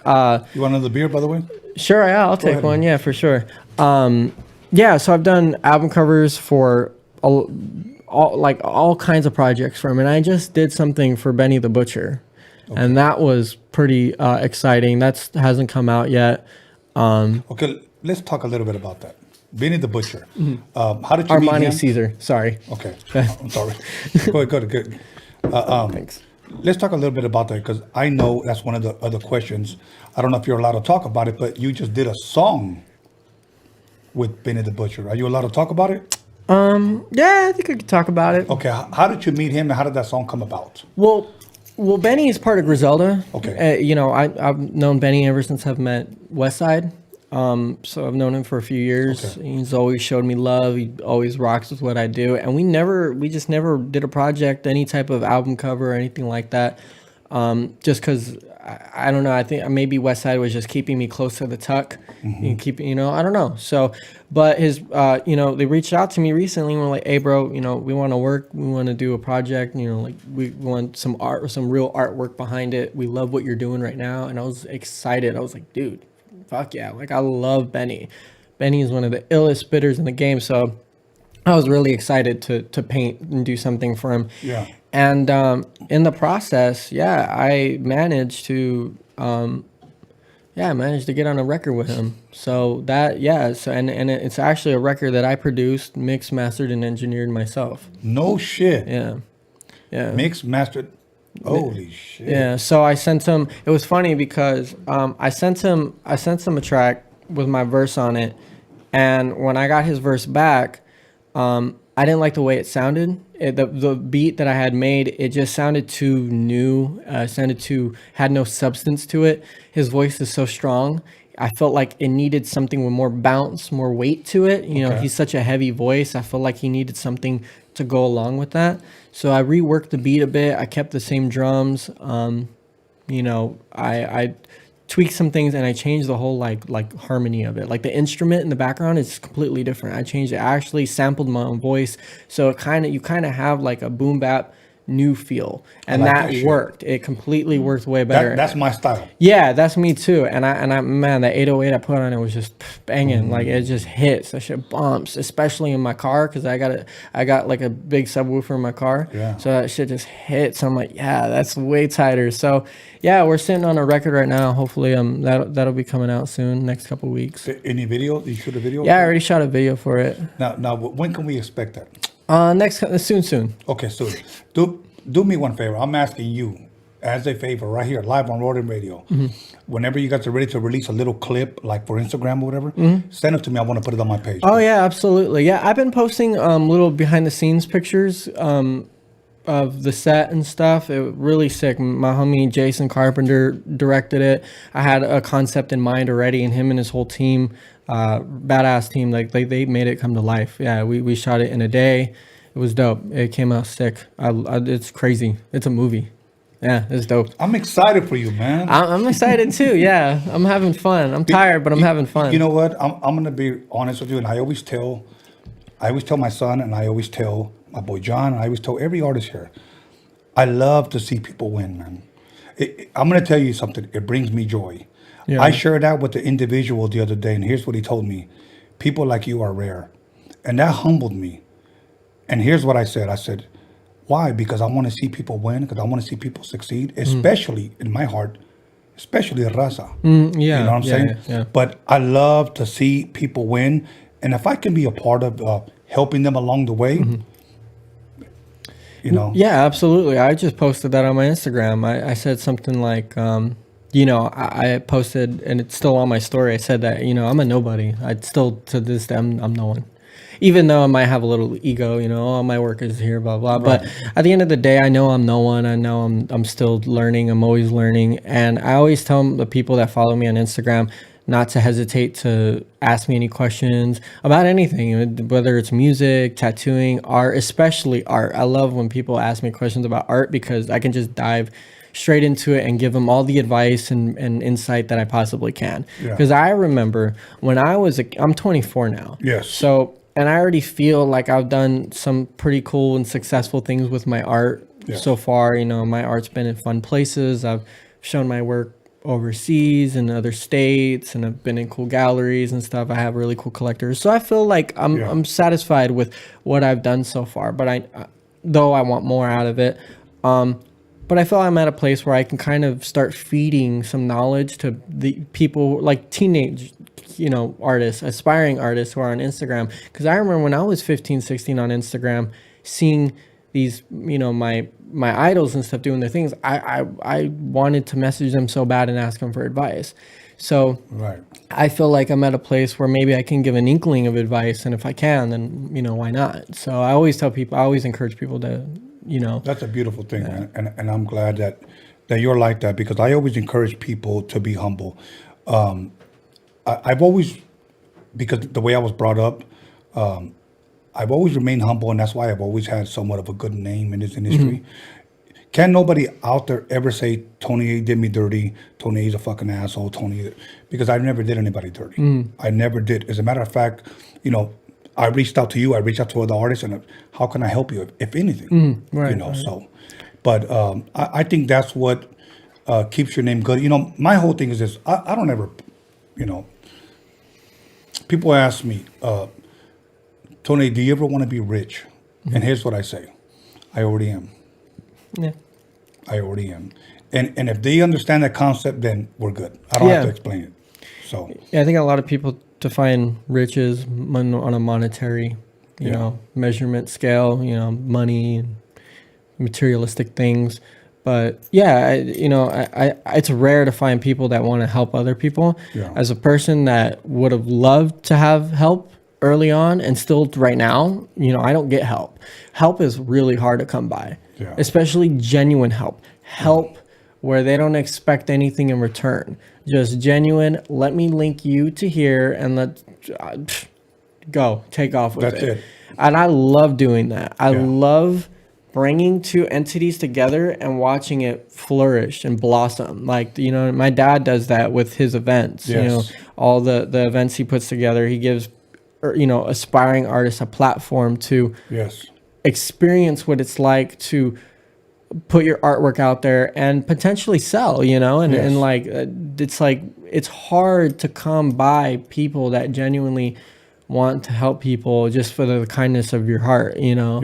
Everybody wants something out of you, or they're afraid for you to excel because they're going to compete with you and they know your potential. I feel that a lot in my aspect, and that might be a little pretentious in a way. I'm not saying I'll compete with anybody, but I know where I stand, you know, with everything. I know what I'm capable of, at least what I tell myself. But I don't know, when I see people doing dope shit, like, that inspires me. Like, I get hungry. I'm like, you know what, motherfucker? You did that? All right, cool. I'm gonna go over here and like go in my laboratory real quick and bust something out really dope, you know? And like, it's always like friendly competition with myself, but with others too, my peers. It's always like, that was dope. I'm gonna come back with something a little tighter. You know, I think that's like the street attitude, you know. It's like when you're a graffiti artist, it's like you did a throw up or a piece, oh, let me do something better than that. Or, you know, it's like you're a tattoo artist, that's really cool, dude. You come over here and bust out a really sick piece. You know, so it's just keeping each other on your toes, but people are afraid of that. People are scared. You're right. The first conversation that I ever had with your father, I was like, this guy's a good dude. Like, he's a really good dude. So he's alright. Antonio, you hear that? So, okay. I know you kind of touched on this, but I'm just going to re-ask it for those that might be tuning in. What made you put art on an off-white shoe? Was it a collab, or was it just, 'cause that's an expensive shoe? Yeah. It was just, I was just playing around. I wish it was a collab. That'd be cool. I'd love to collab with Off-White. I mean, I love Virgil, and it's funny because, you know, Virgil and I actually both did album covers for the same cover that Westside put out. The same album that Westside put out. There was alternative covers. So there was the main cover that Virgil Abloh did, and then there was the cover that I did that was the alternative cover, which ended up being like, you know, artwork to go along with the merchandise of the release of the album. But I love Virgil, and I would love to work with Off-White. But my homie just had his shoes. He was like, would you want to paint on these? And I'm like bust something down on them, like just have fun. I'm like, all right, fuck it, why not? So yeah, I was having fun and people like it. But that spawned an idea. For me to paint on shoes and like do things on like hats and stuff. So, and now I'm painting like that signature style on the shoes, and now it's out there in the world, you know. There's it's out there, people like it, people respond. So now I'm like, I took that idea and now I'm like, I've always done shirts, but now I'm putting it on shirts. I'm making necklaces and jewelry out of it. I want to do hats. I want to do, all these different garments and stuff. So it was just an idea, but I would love to collaborate with an entity like that because I'm such a fan. And those Awesome. Is it true that the painting you did about Tupac and Biggie with the third eye, that Puffy bought one of those off of you? So back in 2017, I painted the Tupac painting with the third eye. Right. And that was my second year of painting. Mm-hmm. I painted a whole year, and I reached a point where I said, okay, I think I'm pretty good. There's the ego, right? I think that's the Gemini in me too. Mm-hmm. Maybe a little bit of the Mexican in me too, because we can be a little cocky at times. I know, but big time cocky. But I reached the point where I said, okay, I'm gonna challenge myself and I'm gonna paint this Tupac painting. And as a musician and as a person, Tupac is one of my biggest idols. It's always been there. I got a tattoo inspired and commemorating Tupac on my stomach. No shit. Yeah, so I got a tattoo across my stomach to emulate Tupac. And my whole philosophy is thug life. Everything that I do is thug. Even about art, it's you come at it thug. It's not about being a thug, but it's about doing it relentless and just being rebellious and it's just. It's attitude. It's the attitude. It's gangster. It's raw. It's I treat everything that I do like that, and in a higher level of consciousness though, doing it in profoundly and sophisticatedly. You know what I mean? So not just on some bullshit hood. You're just doing it because whatever. But so I did this portrait of Tupac, and then my homies who are really close with Diddy's kids. They grew up with Diddy's kids. Shout out to my homie Trey Livin and his dog, the homie Shaq, Shot-Town, Shaq and Livin. My homie Trey, who actually was, I met him on the commercial that I shot with Director X. Yeah, I was on set with Trey. Me and Trey were on this set. We did a commercial together. We remained friends. And he saw this Tupac painting on my Instagram, and he goes, "Hey dog, do you want a Biggie and we'll move it to Puff?" And I said, "Say less." Painted the piece in a week, just relentlessly, just day and night. And I was living in Vegas at the time, and I delivered it all the way from Vegas. Drove from Vegas. Delivered it to Puffy's house, was there for 20 minutes, and drove all the way back. Yeah. So Puffy has the Biggie painting that so I you did. met him. There's misconception about that, but I've been in his house. It's crazy. Yeah, it's a whole crazy story. Yeah. Okay. But the painting is in his studio at his house, his home studio. And the crazy shit about this is that a lot of people recorded in the studio, including Nipsey when he was working on Victory Lap, which is his last album. Yeah. So Nipsey has a bunch of pictures on his Instagram with my fucking painting in the background. He posted my painting on his story one day, and I freaked the fuck out. He didn't tag me because obviously you don't know who I am, but I was like, whoa, that's crazy. Joey Badass posted my painting on his story too, up close, and I was like, damn, that's crazy. So I kind of felt like I had some spirit there while Nipsey was creating Victory Lap. So when Nipsey passed away, I was like, motherfucker, I just didn't get a chance to be like, bro, that was my painting. Yeah. Wow. Yeah. So he showed me love without showing me love. Yeah, intentionally. Yeah. No, he was showing you love. We can all vouch here. Yeah. So, but that painting exists, and I'm actually really good friends with Biggie's son, CJ Wallace. Yeah. So CJ is, I love CJ. He's such a cool kid, and he's doing dope things with his whole cannabis endeavors and his whole just his whole entrepreneurial journey is so inspiring because he's his own little he's a force to be reckoned with. Wow. He's like his dad. He's a force. Yeah. So and he is very familiar with the work, and I'm hoping to do something with CJ soon too. Doing a collab or something with some merchandise. Yeah. Yeah, and the Tupac painting, I still have the Tupac painting. I never sold it. I had a lot of offers for it, but I became so attached to it. It's just one of those paintings that it's really hard for me to part ways with. And it was one of those things where, okay, if Diddy has the Biggie painting, how can I get the Tupac painting to someone just as significant? Who's to Tupac as Diddy is to Biggie? there's not a lot of people. Right. You know, it's like Suge Knight isn't really an option. You know, Tupac's mom has passed away. Rest in peace. I don't know his family. He's got like some distant relatives that I kind of reached out to, but they're not really like. I'm like, man, the only people I can think of is like Dre or like Snoop. You know, those two. Yeah, like Dre or Snoop. Those were like the closest people like that had him at like such a close range. I know, yeah. But you know, yeah, I mean. Now let me ask you this: if you can, what would you sell that for? If you can, you know, that's really. If you don't want to hard. give a price, we're good. You know, it's a big painting. It's like 3 feet by 4 feet, 36 by 48 inches. So it's big. It's big. It accommodates a decent sized wall on its own. Would you ever allow me to take a picture with it?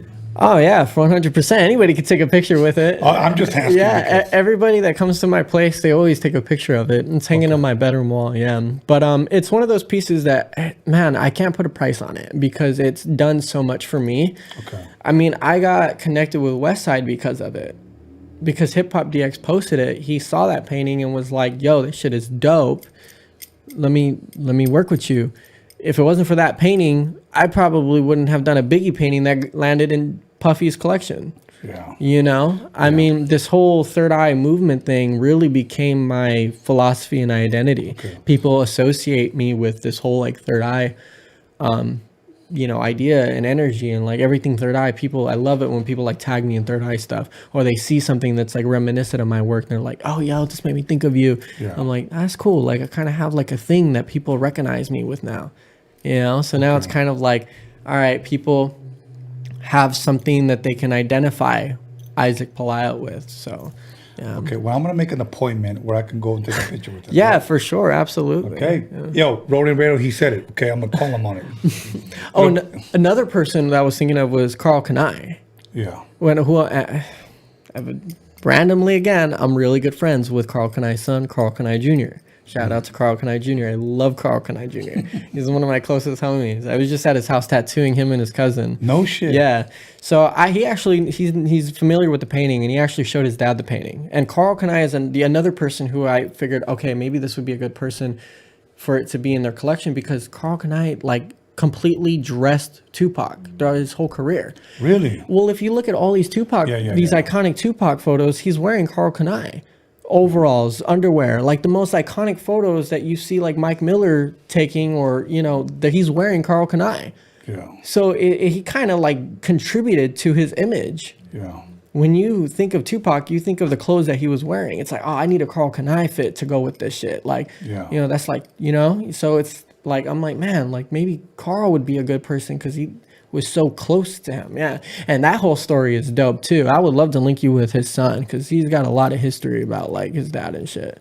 I would love for you to. I would love to interview Oh him. yeah, dude. He's so cool too. He's a talented kid. Now, if I'm correct, are they Latino? Are they Dominican or? Carl Kanai? Yeah. Oh man, I'm gonna feel so dumb I as know hell. You put me somebody on a spot. No, I think Dominican. Yeah, Dominican. Yeah, because he was just over at the house and he was explaining to me how like Kanai came about. And like, I'm not going to tell you because it's not my place to tell you. I'd rather him be on the show and tell you himself. But it's the dopest story I've ever heard. And I'm like, it's so funny because I would have never thought. And yeah, I'll link you with him for sure.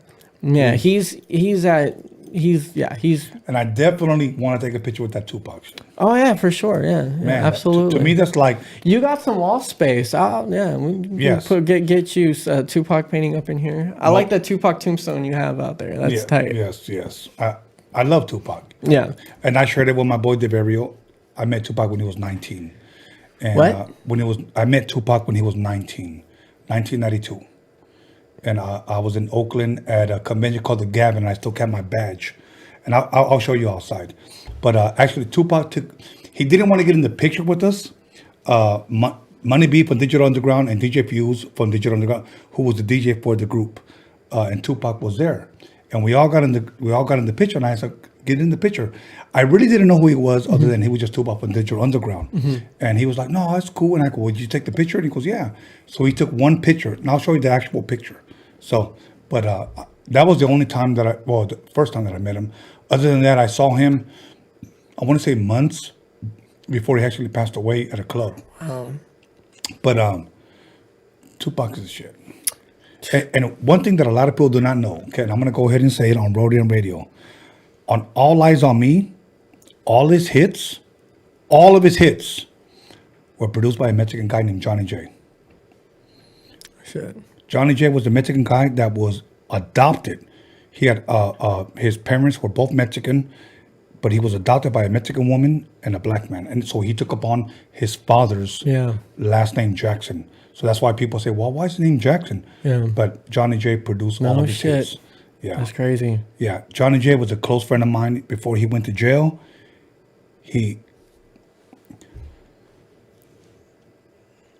And this really bothers me because before he went to jail, he calls me and he says, "Hey, Tony, I'm gonna need you. I'm in contact with Tupac's mom. We're good. I got all the songs. We got about 80 Tupac songs," he said. And he said, "When I get out, I'm gonna need some production. Are you down to come up to my house out in Acton, California?" And I said, yeah, I'll come out. He goes, "I'm only gonna do a couple of months. I'll be back. I'll call you and we'll hook up." I said, "All right, cool." And he never made it out. The crazy story is we're working out one day and I'm sharing this with the guy who was training me and my son, my boy Keith. And we were talking about Tupac, and the guy next to us, I didn't know that. I believe he's Dominican, but he talks perfect Spanish. Black guy. Pulls me aside and he goes, "You knew Johnny J?" And I said, "Yeah." And he said, "Let me introduce myself to you." And he followed me on Instagram. We're good friends. Good dude. And he goes, "I was one of the deputies. I made Johnny J a trustee in the county jail. And I saw him, fall off the 6th floor in the county jail." Shit. He wasn't murdered. He willfully committed suicide. Damn. And it really, really blew me. Because I finally got closure. Because everybody thought that Suge had something to do with it or whatever. Because he was telling me that they were suing Suge for $100 million. Because he never got paid for any of those records that he produced for Tupac. Suge never paid him. And he said, so I got connected with Tupac's mom. We were working with all these acapellas that I had from him. So we were working on doing new music. So I need new music, Tony. Are you willing to come out? I said, yeah, let's do it. So I'm waiting. Yeah. And it never happened. Not that I was disappointed, but I was disappointed, or should I say I was hurt that he didn't make it out. Yeah. Damn, that's crazy. Yeah. But Johnny J was a good dude. People, old school heads will know that he produced a gold record called Knockin' Boots for Candyman. This was in the 80s. So he was signed to Capitol Records. So before Tony A, there was Johnny J. So, and let me tell you something. I give it up, okay? I'm not one to hate or, but he's no longer here with us. So that's what bothers me. Yeah. So that's crazy. Yeah. So with that being said, I got a couple of more questions. And this is one that my son sent me. And you kind of touched on it, but it says, how do you come in contact with a lot of these IG celebrities and influencers that you're tatting up? Man, that's a good question, but to give you the honest answer, they just reach out to me. Really? Yeah. Okay. Yeah. I mean, very few influencers have I ever tried reaching out to, and because what am I gonna say? It's there's nothing that influence. That's I'm more focused on just my art. That it's I'm not thinking about how could I collaborate with influencers? It's they honestly just reach out to me because they seen me working with so and so, or they see I did a tattoo for so and so, or I did an album cover for so and so was wearing one of my shirts. Something like that. So they just honestly reach out, and I've been fortunate that they reach out because I think that's super organic, and I love it because I feel like if I reach out, and I'm not opposed to reaching out, I reach out to publications. That's how I get a hold of publications. I reached out to Hypebeast, and Complex, and Hip Hop, all these different publications and stuff, and that's and then oftentimes influencers will see me come out in a magazine or something, and that's how they get a hold of me and stuff. And they just shoot me a DM or an email, you know, one of the two, and or they get a hold of me of word of mouth through a friend that they know, and then if it's something that seems like we can create on something, and it's something that it's dope, then we'll go for it, you know. But if I've turned down a lot of opportunities and like ideas and collaborations just because I know that.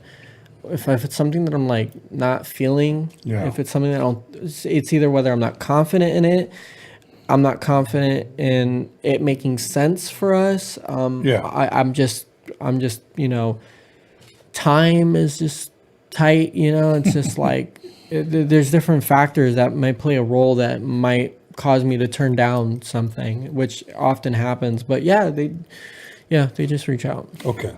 I'm going to ask you a question for me. Okay. Do you ever look at art like from the Picasso days or during that time that people hype up and say, oh my God? Do you ever look at it and ever say, and I want you to be 100 with me. Yeah. That's just whack. Yeah, for sure. Yeah, no, 100%. I think there's a lot of paintings that I think that are fucking whack. But I mean, you know, it's at a point where you must. Yeah, no, they're for sure. Like, you know, I mean, yeah, I mean, yeah, and there's a lot of paintings that I'm like, man, that's just like whatever, you know. But I think with painters, you know, you it's like a rapper too or a singer. You build up your name so much that no matter, it's like whatever you put out, people are gonna just love it. Right. You know what I mean? Right. It's like Picasso has a lot of paintings, and I'm like, and I love Picasso. Picasso is one of my favorite artists of all time. I mean, I've studied Picasso, you know, read tons of books. Me and my dad sit and watch documentaries about Picasso all the time. Yeah, yes. And it's funny because I'm kind of going through a Picasso phase right now. What's the Picasso phase? You know, this is verbatim, or not verbatim, but quote unquote from Picasso. Picasso said, "It took me 4 years to learn how to paint like Rembrandt and a lifetime to paint like a child." And up until recently, I've spent my entire life trying to paint realistically. And I've only been painting for about 4 years. I don't know if you've seen my rendition of the Mona Lisa, but... You got it around your neck. I did. Well, this is one of them, yeah. But I basically repainted the Mona Lisa. I did my own rendition of it. It took me a few years to paint like Da Vinci. And now I'm going backwards and painting like a child because the new work that I'm doing is completely unrealistic. It's very expressionism. It's very cubistic and wild style. You know, it's very crazy. So that's like a kind of going backwards like Picasso did. You know, it wasn't up until Picasso started doing cubism that he really, really took off. You know, his realism work was making a name for itself, but it was his cubism that broke barriers because no one had ever seen anything like that. Okay, so when you look at your Mona Lisa today, do you look back and like, I could have done better, or are you happy with it? Yeah, I think I could do better. But I mean, I think it was pretty damn good for my first try. It was. I mean, it's pretty crazy. I'm honestly really proud. Out of everything that I've ever created, that painting is the most heartfelt painting. Like that, I have so much connection to that painting, you know, because it was like when I painted that, people don't even understand how I prepared to do it. I'm like a method actor when I paint. When I paint, I completely engulf myself in the subject matter of what I'm creating. So, for example, when I was painting Tupac, I was just watching nothing but Tupac documentaries and interviews and listening to Tupac while I was painting Tupac. You were soaking yourself. I was submerging myself in Tupac so I can recreate Tupac and have that authentic, organic energy of Tupac around me. So when I was painting Mona Lisa, I needed to feel like I was a student in Da Vinci's studio painting alongside him. So I would go home after work. It took me a month to paint the Mona Lisa. 30 days. Excuse me. When I came home, I would listen to this is gonna sound funny, but I would listen to like medieval sound effects on YouTube, and I'd blast it up on my TV, so you would hear like horses trotting and like medieval music and chatter to feel like I was in that time. And I would paint under low light with the limited color palette and try to paint along like paint as if I was in, the 14th, 15th century Italy, painting the Mona Lisa. Wow. On wood, exactly as Da Vinci would have been painting it. The Mona Lisa, the real Mona Lisa, is painted on, I think, poplar wood, and my painting is on birch wood. So birch wood is any wood that you can get from like Home Depot. So and I should have tried to get poplar to make it more exact, but the painting is almost the same exact size. It's off by 2 inches in height and length. Have you ever seen the original? Or width and length? No, I haven't actually. And it's so funny because everybody asks me that, and I've never been to Paris. I've never been to Europe, and I'm dying to go. But it's funny that I have so many books on Da Vinci and Renaissance and all these Italian artists, and I've like gone through so many images and documentaries about the Mona Lisa that I feel like I have seen it. There's these high-res photographs on Google that they scan the Mona Lisa so you can see every little bit, crack and crevice in there. So I've really seen it like detail on a screen. But yeah, when you're looking at the Mona Lisa, you're seeing her from like 30 feet away, and you're behind all these people and like flashing lights and like just chatter. So, if you're like me, noise can impair my sight. If you've been in a car, you're like, I gotta lower this to see real quick, right. So it's really hard to get a good look at her when you go out there to go see her. But yeah, no, I haven't made my way overseas. Haven't got over the pond yet. I'm gonna say something that might offend some people, but I'm gonna go ahead and say it. It's a beautiful painting, but I don't think she was that damn good looking. Yo, back in those days, she was the shit, man. Yeah, she was that girl that you're just like whistling across the street from. Yeah, that was Lisa Giocondo. She was bad. I know a dude that looks like okay. Well, she could have. She has eyebrows. They exist. They're there, and they're just they're there. No, they're there for sure. Yeah, Mona Lisa, she's tight. I don't think. Yeah, for back then, that's just my opinion. Mm-hmm. Okay, cool. Yeah, Mona Lisa, man, she's a character. It's funny. So my painting, she's on an easel in my living room. Okay. And she's been in every part of my house. I mean, she's slept in bed with me. She's showered with me. All that stuff. No, but it's crazy when you look at her. Man, she's a striking image. It's striking. I need to make an appointment with you guys. I want to take pictures with you. With them and with you. Okay? Absolutely, yeah. Absolutely. It's a striking image. Okay. I'm going to call him out because I don't want to call him and ignore my phone calls, No, but fuck. Like, there's so many other shit that I want to talk to you about. Talk about the Kobe mural. Let's talk about that. Yeah. Let's talk about the Kobe mural. This guy has a Kobe mural that appeared on the news. Oh, it's appeared a lot of places. Okay. Yeah. Fill us in, please. Well, let me just start off with saying I'm not a muralist. Okay. That was my first mural and my only mural that I've ever done. Rest in peace, Kobe. Rest in peace, Gigi Bryant. Jesus Christ. Yeah, that was an emotional roller coaster. Man, I did not see that coming. I was asleep, woke up at 11, go on Instagram, and I just see this rest in peace Kobe thing on TMZ, and I was like, what the fuck? Immediately I called my dad. That was the first thing. I stood up, I was like, Dad, I need you to verify this.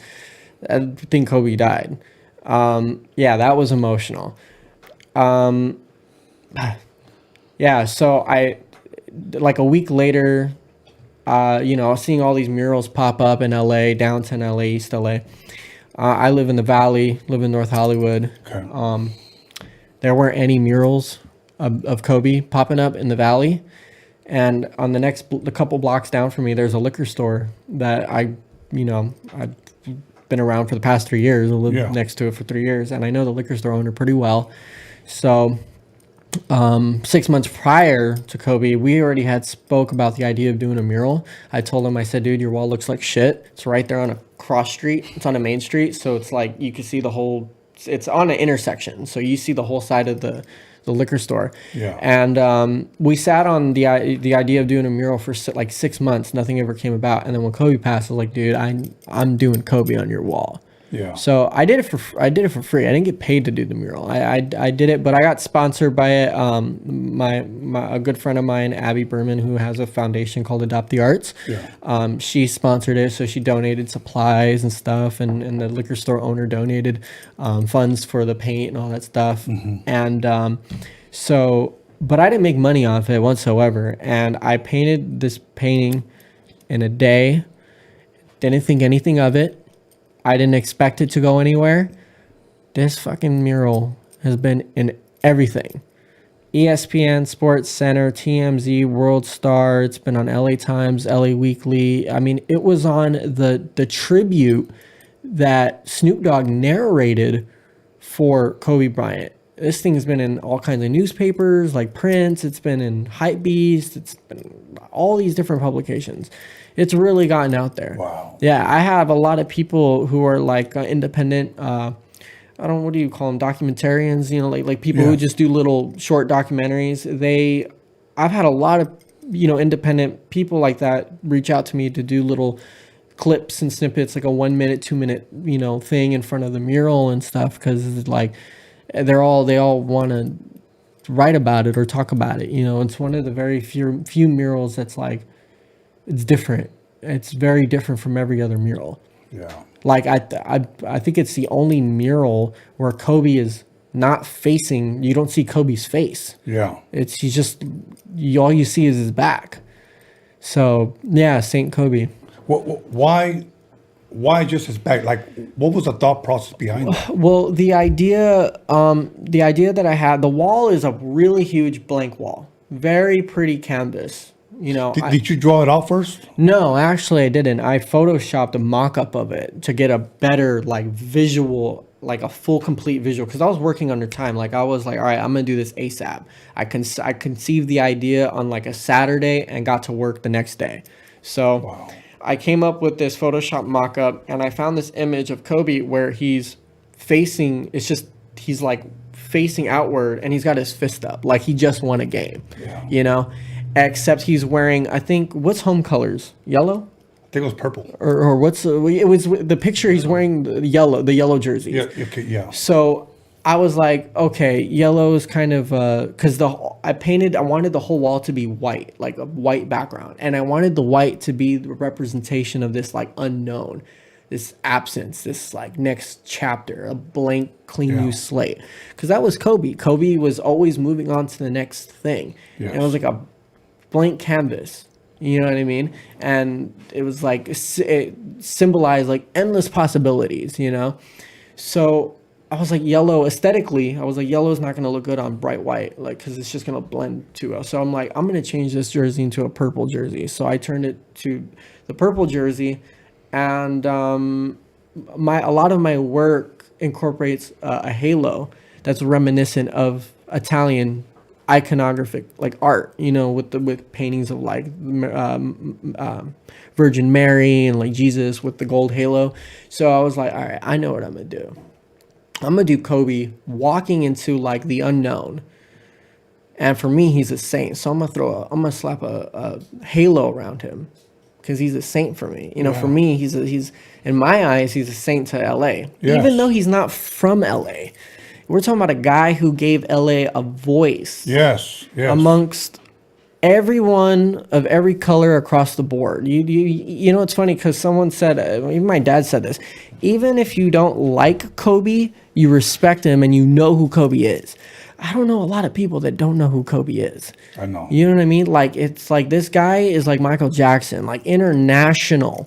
Mm-hmm. You know what I mean? Like, everybody knows the Mamba. And for me, growing up, I grew up a Lakers fan. My dad's a diehard Lakers fan. I'd never cared for any other team other than Lakers. And Kobe was my Jordan. I grew up with Kobe. Like, Kobe got drafted the year I was born. You know what I mean? So it's like, I'm like, Kobe's like, that's my guy. It's always been my guy. And at work, I remember when he came to work one day to premiere, we got a first look of Dear Basketball before it came out. Yeah. And that was an emotional filled room. Everybody was in tears and like tearing up because it was so dope. That film was badass. And seeing Kobe like 10 feet away from me was like, I was pissed because they told us not to approach him and ask him for pictures. And everybody got pictures with him.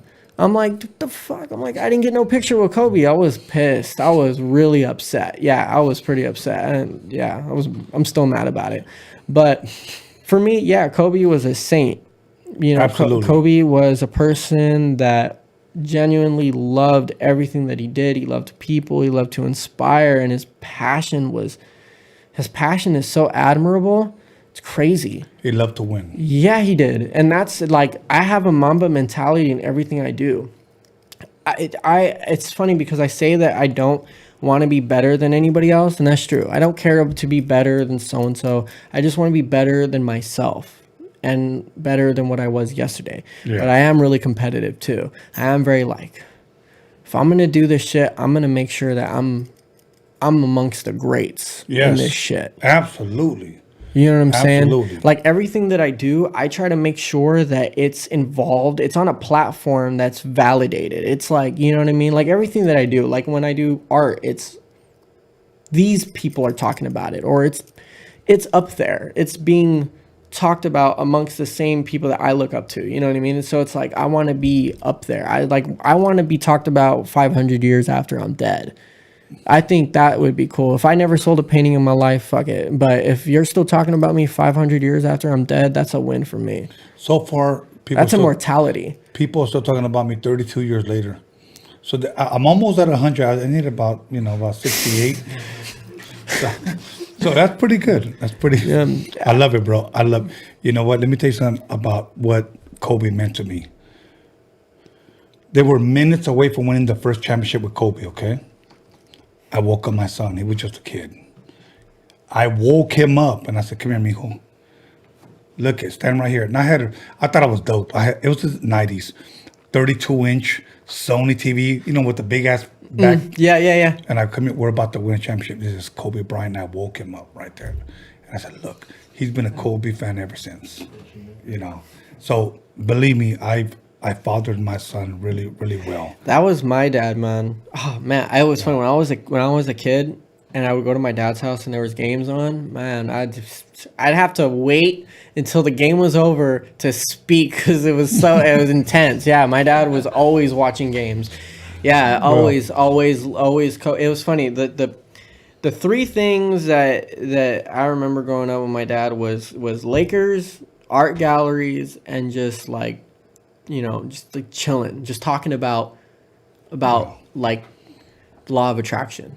Just chilling and talking about law of attraction. Those three things: galleries, art galleries, Lakers, and like quantum physics and shit like that. This is it. This is my dad. That's my relationship. That's in a nutshell. That's my relationship with my dad. And so Lakers was like a big thing. Yeah, it was a big. It was a quarter. It was a third of it. Yeah. Yeah. I'm going to tell you something that just talking to you, what I get. Same thing talking to my boy Deverio right here. And I'm going to say the same thing to both of you guys. The best is yet to come. I don't think the world has seen what Isaac Pelayo can do. I'm being 100 with you, okay? The best is yet to come. You're just barely scratching the surface, bro. I got a few more things up my sleeve. Okay, that's awesome. Just like a magician. Yeah. You know what I'm saying? Oh, don't get me started on magic, too. I love magic. I love magic, okay? Me and my dad fucking love magic. My dad introduced me, the first magic movie I ever seen, Antonio, was Tony Curtis, Houdini, the first movie. And I saw him pop out of the straitjacket. You know how he was double jointed, he was able to get out. And then ever since then, I've been more of a David Blaine fan. Oh, I was waiting to say, David more Blaine. Than I've been a Chris Angel fan. I love David Blaine for sure. Yeah, shout out to Chris Angel, but David Blaine is just straight on the spot. Yes. That card shit is like, I love that shit's raw. My father introduced me to music. I would say music, magic, film. My father my father was very knowledgeable, and my father passed away. And one of the things that hurts me is that I didn't get to spend more quality time. My father we had 10 kids in my Mexican family, my family. You had 10 siblings? Yes. Oh, shit. 5 brothers, 4 sisters. Okay. And before my mom passed away, she had over 30 grandchildren. Oh, wow. And that's what I consider rich, okay? Oh, yeah. And I wish I could have spent... I don't have a day where I can say that I spend quality time with just my mother and my father by ourselves, because there was just too many kids. Yeah. But my father, I would see him always sitting at the edge of his bed, looking outside the window, and I would always go in there and sit down with him and ask him, what are you thinking about? And he would always just talk to me about UFOs and aliens, and then he was talking about, Dude, that's me and my dad. Okay. Start talking about film and magic and everything, but magic is my shit too. So. Dude, me and my dad. Let me tell you really quick. I'm gonna give you a quick story, yo. When I was like 5 or 6, like I said, I grew up with my mom, so I'd see my dad every other weekend. Yeah. And my dad would pick me up, and he'd always have this new random shit that he would like try to perform in the car when he picked me up. He always had like he prepped it for the whole week to give me a performance. And shit. One of these things was he had a gimmick thumb. It was a fake thumb that you'd slide your thumb in. Oh, yeah. And he had the red I know that handkerchief. one. He would do that shit on me, and I was blown the fuck away until I got older and realized what it was, and I was so mad. I was like, and he gave it to me. He gave me the thumb with the handkerchief, and then he had a nickel, a coin that you would pretend to bite, and it bent in half. He loved that shit, dude. And I think he loved it because I really believed it. I really fell for that shit. Dude, I know. Our favorite thing when going to Disneyland was going to the magic shop. And we loved seeing the guy perform right in front of us. And we would be right there like, did you see that shit? Yeah. Where's the fucking coin? The coin's gone. Like he would do the little coin trick where, wave his hand, coin's gone, big coin, it's like crazy. We love that. We just went to... in Hollywood, there's the Magic Castle. I've been there in the 90s. We just went. Sadly, they're closed down. Wow. Due to COVID. But we went right before they closed down last year. I fucking loved it. I thought that shit was so tight. Did you guys have dinner there? Yeah. Okay, yeah, absolutely. And their dinner was so good. Yeah, and the magic, we were just, man, this shit was dope. We love magic. He got really mad at me because I borrowed his David Blaine disc, and he never got it back. David Blaine's a shit, man. Yeah. I love David Blaine, but bro, when I saw Tony Curtis play Houdini, I still have the DVD and the VHS because my father introduced me to that. But he was like, mira, quiero que mires esto, Antonio. And come to find out that Tony Curtis was Jamie Lee Curtis's father, the girl from Halloween. Yeah. Oh, shit. Shit. I didn't know that, but I learned so much from my father. He taught me a lot about music. He introduced me to Los Panchos. And he told me a lot of, ¿cómo se dice? Pedro Infante stories and how he met Pedro Infante. And just put it this, if my father was alive, I would be interviewing my father. Right.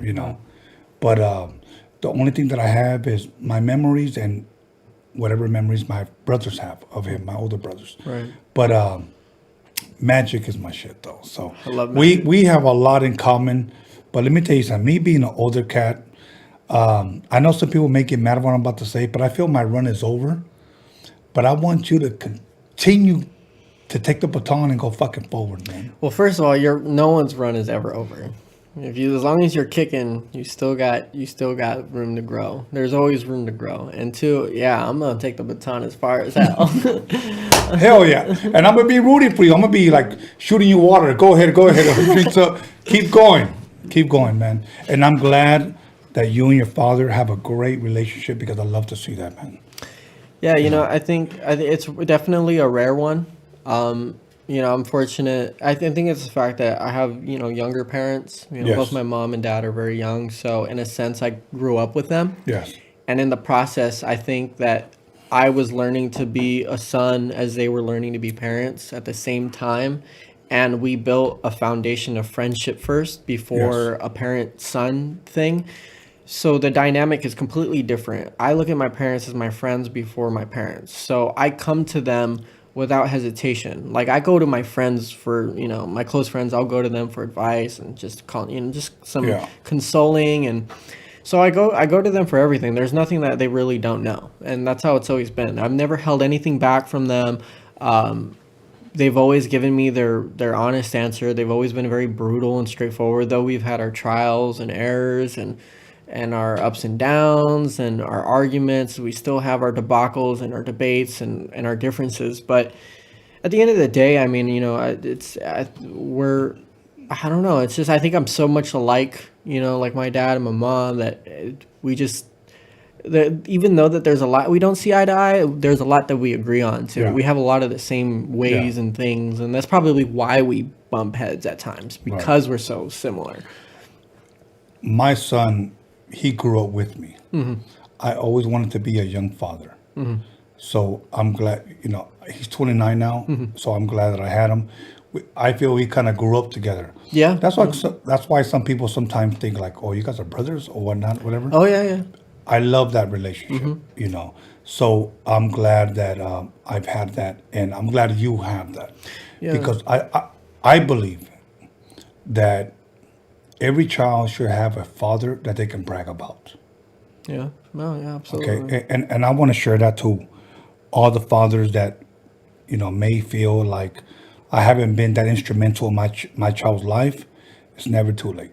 Yeah, absolutely. Yeah, no, it's absolutely never too late. And it's funny that you say that because, like, growing up with my mom, seeing my dad every other weekend, there was a lot of time that we missed out on because I wasn't there 24/7. I was there every other weekend. And then when I moved to Texas, I didn't see my dad for like a year.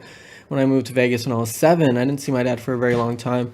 And as I got older, more and more time was being spent. Yeah. But I think that, it's, it's never too late to really engage. I know the dynamic between my dad and his dad and the dynamic between my mom and her mom. And, so it's like, I don't know. I just try to be the best,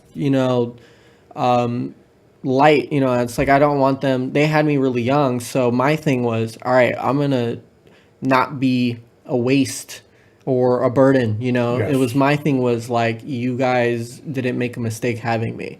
Right. That was always on the back of my mind was, it was worth it. Now it's worth. Look at me flourish. You thought that this happened by accident, but it was actually something. So it's always my thing. I just try to be the best that I can be.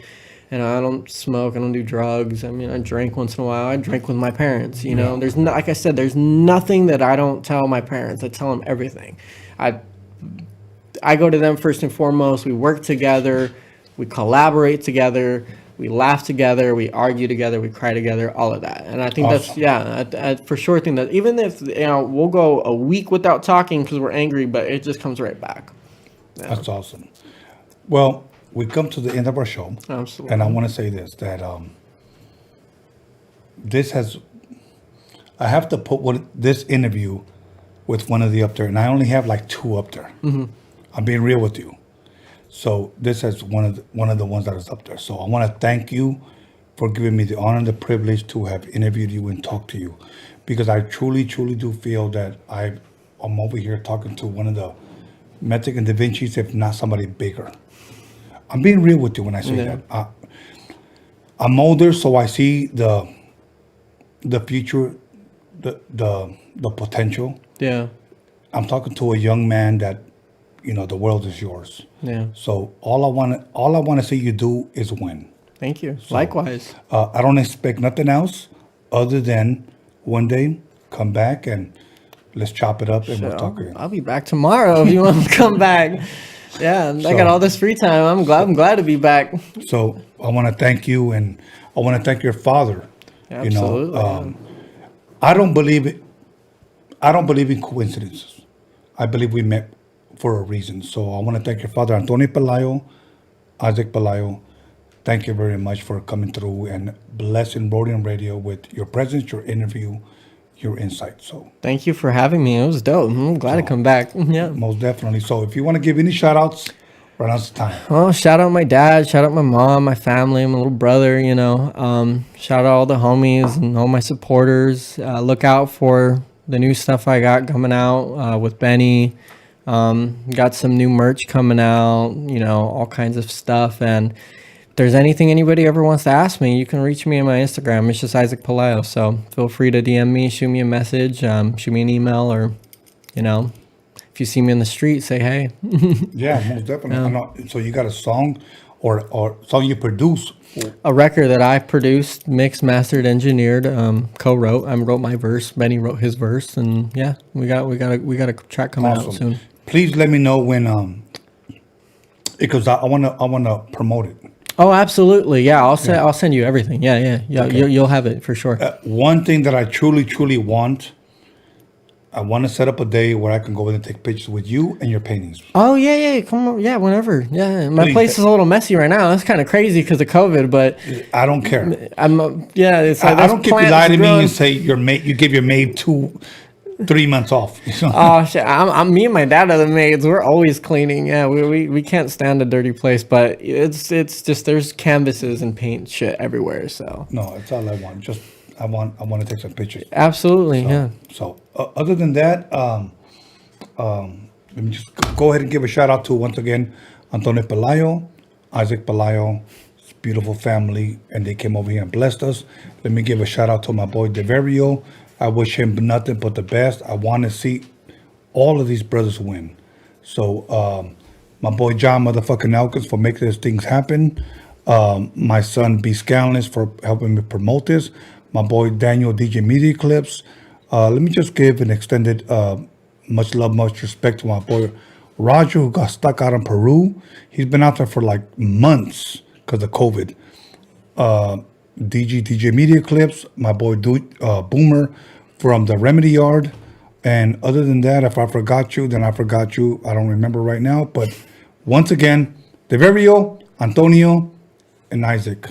Do you know what your name Isaac means? Yeah, to laugh. Laughter. Yeah. So let's laugh together. You know why? Because if we laugh, we live longer. That's been proven. Oh, yeah. Laughing is my favorite thing to do. Hell yeah. It gets me in trouble. We've got a lot of things in common. So once again, if you're a single female, hit him up. And hit up my son, B. Scanless. Both of us. Hit up. All of us. Hit up Deverio. Hit up Deverio. Ding. Shout out B. Scanless.